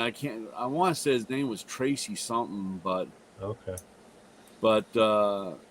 it was, very similar type. And man, I tell you, that happened to us a couple of times going to places and you get in there and it's like sitting around waiting. And it's like, dude, I got to deal with one more person stepping on my toe. Right. And then of course, being the big guy, you always find the little guy that wants to start something with you. So then you got this little gnat flying around you the whole time. And it's like, dude, get the, Yeah. That's the problem. Yeah, those were the good old days. Yeah. Hammerjacks was a crazy place. We had a place here called Hammerheads, and they had a big hammerhead shark out front. That was Yeah. Yeah, there was a couple of those. That was a good place. Yeah, the Hammerjacks was down there right on the bad side of Baltimore. So Right, it was down there by the Inner Harbor. So Yeah. and then we had another place called the Power Plant, and it used to be a power Yeah. thing. That was another place in that time Yeah, period. and this place that she went to, I asked her about. She goes, "Yeah, it was like a warehouse. They're doing that now. They convert a lot of these warehouses to these Yeah. event spaces." But she was like getting, like a White Claw. It was like $10. She's like, "I can get like a 4-pack of them for $10." I'm like, "Yeah, well, hey, you're out and you're in New York, man. You're gonna pay." Yeah. Of course, they got you, man. You're gonna pay. They got you, and it was funny because a lot of these places, if you weren't drinking, they escorted your ass out. Right. If you weren't drinking, Yeah. I had that. It was funny. We had it was a strip club that I was down in one time, and it was funny because I'm sitting at the bar or standing there at the bar, and the guy next to me had told the bartender or yelled down to the bartender and threw the money on the table, on the top of the bar. And the guy was getting another drink or whatever. All of a sudden I see this hand reach up and to grab the money. Wow. So I grabbed his hand and of course I jerked him up over top of the bar. And of course, by that time, as soon as any kind of active like that, there was like 4 bouncers on top of me and this other guy. And I was like, he was going to take the money. And the bartender came down and said, no, that guy's all right. He was, protecting the money. And of course, they were like, well, you can't leave money out on the table. This guy was going to grab it, Yeah. So this was a place called Good Guys down in College Park. And, they had the back door. They took you out the back door. It was like 4 sets of stairs, 4 flights of stairs to the alley. Oh, man. So when you went out the back door, you went down the 4 sets of stairs, not walking. Yeah. The bouncer just kind of threw you out the back door. Wow. And you went down the 4 sets of stairs. Jeez.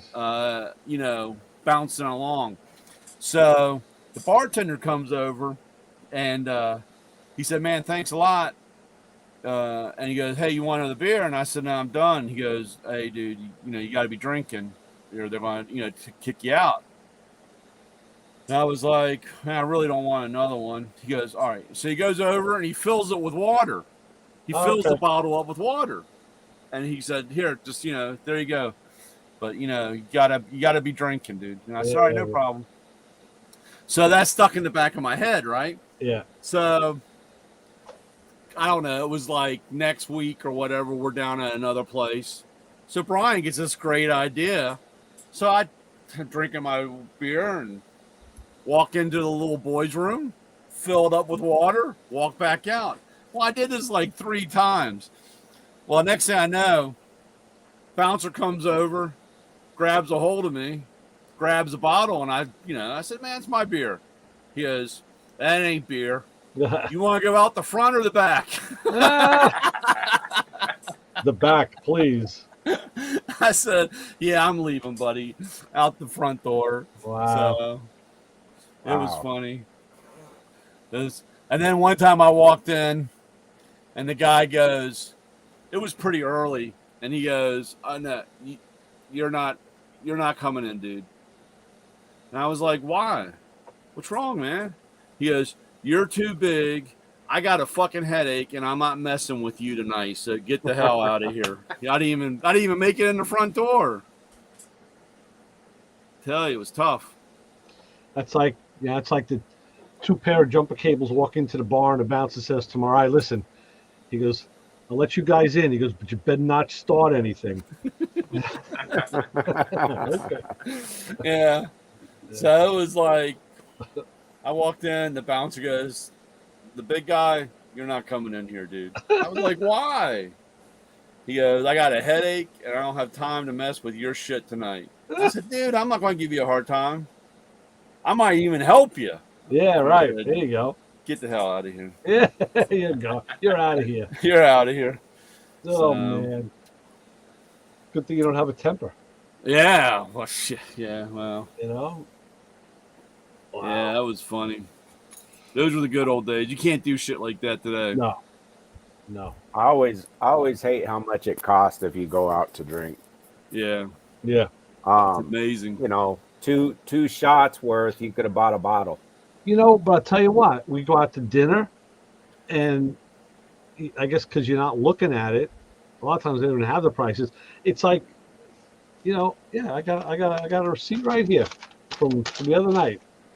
What was our dinner? Oh, this isn't itemized. It's a $222 dinner bill for 3 of us. Yeah. You know, I mean, it was some good food, but they didn't itemize it with the drinks. But yeah, you know, they're charging you there too, but it's different. It's like. Do you guys have that? Do you have that crazy tax on between liquor and food? Down here or over there? Not. I'm asking on Ray if he has. We're crazy, dude, because our liquor tax is different from our food tax. Really? So you'll have a food tax thing, and then all of a sudden you have your liquor, and then the tax is like through the roof, dude, on the liquor. And it's like it just, you know, like I said, it just this is blows it all out. My daughter was asking me a while ago, you know, we were somewhere, I don't know. She goes, want a margarita? I'm like, no, you know what? I always order a Black Russian. And she goes, what? You know, what do you do that for? I said, I'll tell you why. I said, I used to drink White Russians. I like the taste of them. I said, but you can't tell how they make it. I said, when a guy makes a Black Russian, when he's walking toward you in a restaurant, you can see it. And if you can see through it, it ain't right. I said, it's got to be like opaque. There's got to be. And I said, you can tell before he makes to the table if they made a good drink or not. You know, and then you can tell them like. Sorry, Charlie. Yeah. So the stuff you guys drink, you don't know what the hell they're doing in there. Yeah. Fruit juice extreme. I'll tell you one thing. When I was down in North Carolina a couple times, the drinks down there are not strong at all. They do not make, not even far from stiff. Not even like, I mean, if the 2 drinks went at it, they'd be too weak to defend themselves. They both get the shit beat out of them. You know? Yeah. Drinks would get beat up by the water basket. The water, don't worry, they're making a killing because that's. Oh yeah. They're they're still charging you. Yeah. Yeah, they're still charging you, and a lot of these guys, I tell you. I even had a moonshine margarita. I said, "All right, bring it on, man. Moonshine margarita. I'll have it. I'll do it." I was like, "What?" I expect to see like sparks flying, shots. my buddy Mike, the other diecast guy, he owns a bar. He owns a couple bars, and he's a bar consultant type thing, you know. Yeah. And he was like, dude, he goes, I need you to watch these guys because I'm trusting these 21-year-old bartenders, and he said, dude, when you go back at night and count the liquor and, measure the liquor and all that stuff, he says, dude, you won't believe how much shit they, is given away or not charged for. He said, that's why. Does he use the pouring stems? Yeah, but they have it's actually an app like on your phone where they that measures the bottle, and that you do it before and after, and they calculate how many drinks or what your cost was. Okay. On that, and it's really interesting. And like I said, you get a guy that's a heavy pourer or a light one, or giving away. He said, thank God we charge the price we do, because other than that, he said, you lose so much money. Yeah, back in the day, my good friend, guy worked with at the Oro Electric Shop. He used to bartend at night. You go in there, place was pretty busy.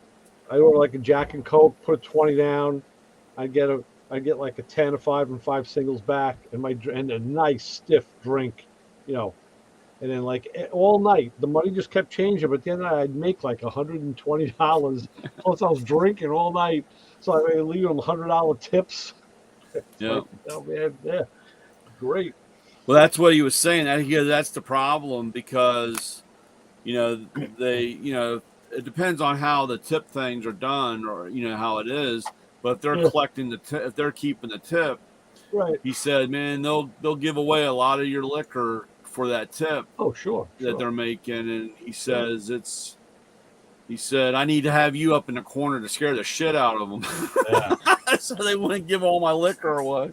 Right. Well, the problem is you have a bunch of them that are being shysty because of, like you said, the tips. But then you have some people that are just idiots. They don't know how to pour, how to mix, or what. They don't. Hell, half of them can't get change back the right way anyway. Well, that's the third problem. Yeah. But that's when those pouring tips came in place, because now they're metered, so it's it's a shot. They can't give you a long pour. I mean, give you a double, I guess, but they can't give you a long pour. Yeah. Yeah. So that's one thing I was always interested in, but I saw that and I was like, dude, you got a lot of money. You make a lot, but you're losing a lot. It's amazing. Yeah. That's when you don't want to think about, if I made what I lost. Like Isaac said, just figure out what do they charge you for a shot, and you can calculate real easy how many shots are in a bottle. Do the math. Yeah. They're making the money, man. Yeah. They don't even have to they don't even need bottle returns. Yeah, that's crazy for sure. Yeah. Well, I don't drink anymore, but when I used to, I liked it very strong. I used to say, if the drink don't bite me, then it ain't worth it. I want my drink to bite me back. And I got real big at drinking people under the table and contests. I could outdrink people. But at the end of the day, you don't end up being a happy drunk or a good drunk. So I had to give it up. I had to straighten out. But at the same time, though, I can tell you, when you tell stories or tell stuff, I can relate, and it's kind of fun to reminisce, but in a good way. Like, I don't feel guilty or feel bad, or even if people drink in front of me, I have no problem with it. I mean, the past is the past, and and the good times is fun to reminisce on, and I can compartmentalize it, and but I can, like I said, when you tell the story, we had this margarita or that, or, I like hearing it because I can relate and remember going out and having a drink with a meal or something. You're in a good place with it. You did it in a good way, and that's good. Oh yeah, that's excellent. That's great. Oh yeah, for me, I give full credit to God in prayer. I mean, whatever it was, I did get to a point where I went to meetings, and I did not enjoy the meetings. But when I got to a point where what I didn't like, to be honest with you, and I'm not knocking the meetings or knocking anybody that's gone through it, more power to them, whatever works for them. For me, I got tired of the pity party people. Right. And that's not everybody there. That's just, No. but there, I couldn't, I'm like, shit or get off the pot. Like, Right. and If you're here to help yourself, then help yourself. yeah, Don't, and I know what you mean. I know people like that where they just constantly want to complain or bitch about something and never want to do anything about it. And I've said to certain people times, like, listen, you know what the problem is. You've addressed it. You're openly talking about it, and that's good. And you know what needs to be done. So do it. Yep. And if you don't do it, shut the fuck up. Yep. Like, get out of Exactly. here. We're done. It's game over. I'm Exactly. here to help and support you any way I can, but you have to make the move. You have to show that you're doing it. If you're not, I said, sorry, I don't have time to sit here and keep talking about it every time. Yeah.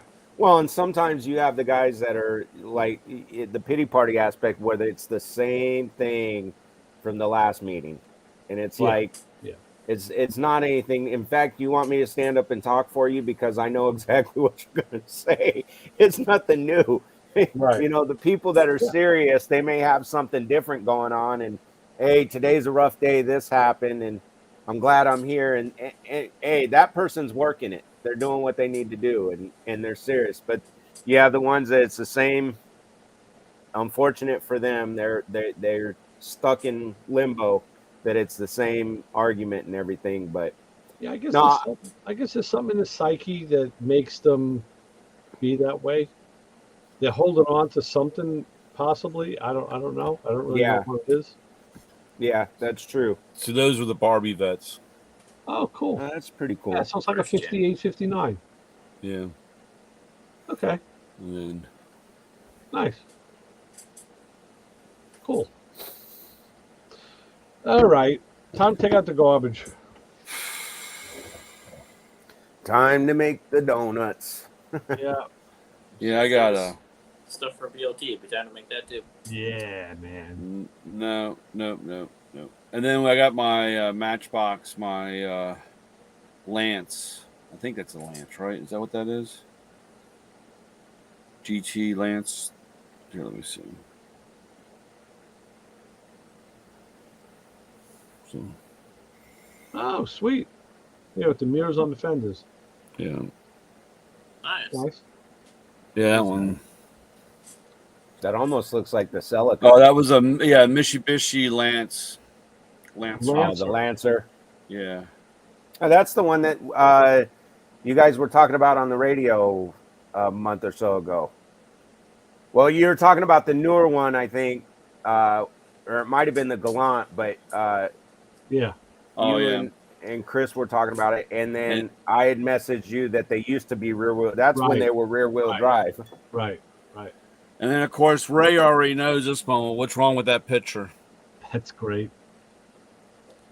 Yeah. That's not where the gas goes. I don't know. You actually see a gas nozzle? I see a set of legs, but the only thing wrong. You got me. I don't see anything wrong with that picture. Yeah. The filler valve on a filler on a Camaro is behind the license plate, not on the quarter panel. Yeah. Yeah. It had an LS swap. That's the reason why it's on the There side. you go. Yeah. A custom filler installed. Swap the filler. Yeah. And that's why while you're sitting behind her for 10 minutes, you're not noticing what the problem is because of the LS swap. That's why. Right. Wondering why the back seat's being filled up. That was like that's like they had that guy was filling his boat up, and so it's on the trailer in the gas station, and he thought he was filling the gas tank up, but he's filling the hole up of the boat with gas, and it's like, he's pumping away and it's just going and going and going. And, it's like $800 or something in fuel. And the guy's like, what are you still pumping? It was like his buddy's pumping gas while he goes in and gets coffee and stuff like that. And he's like, you still, and then all of a sudden, like gas is coming. You know, it's like he filled the boat up. He filled the boat up with gas. Jeez. You know, it's I like saw the that funniest video. damn thing. Yeah, Tell you, it was. I think it's been like about 2 or 3 years ago I saw that video. Isn't that where didn't he pull away with it sloshing everywhere too? Yeah, I mean, it was like it's like, what do you do now? It's like you gotta go. You know, the boat's filled with gas. You know. Wow. Oh well. All right, guys. All right, fellas. That was 3/16, right? Correct. Is there a part number on it? don't think It so. might be on the lid, but I know I've got.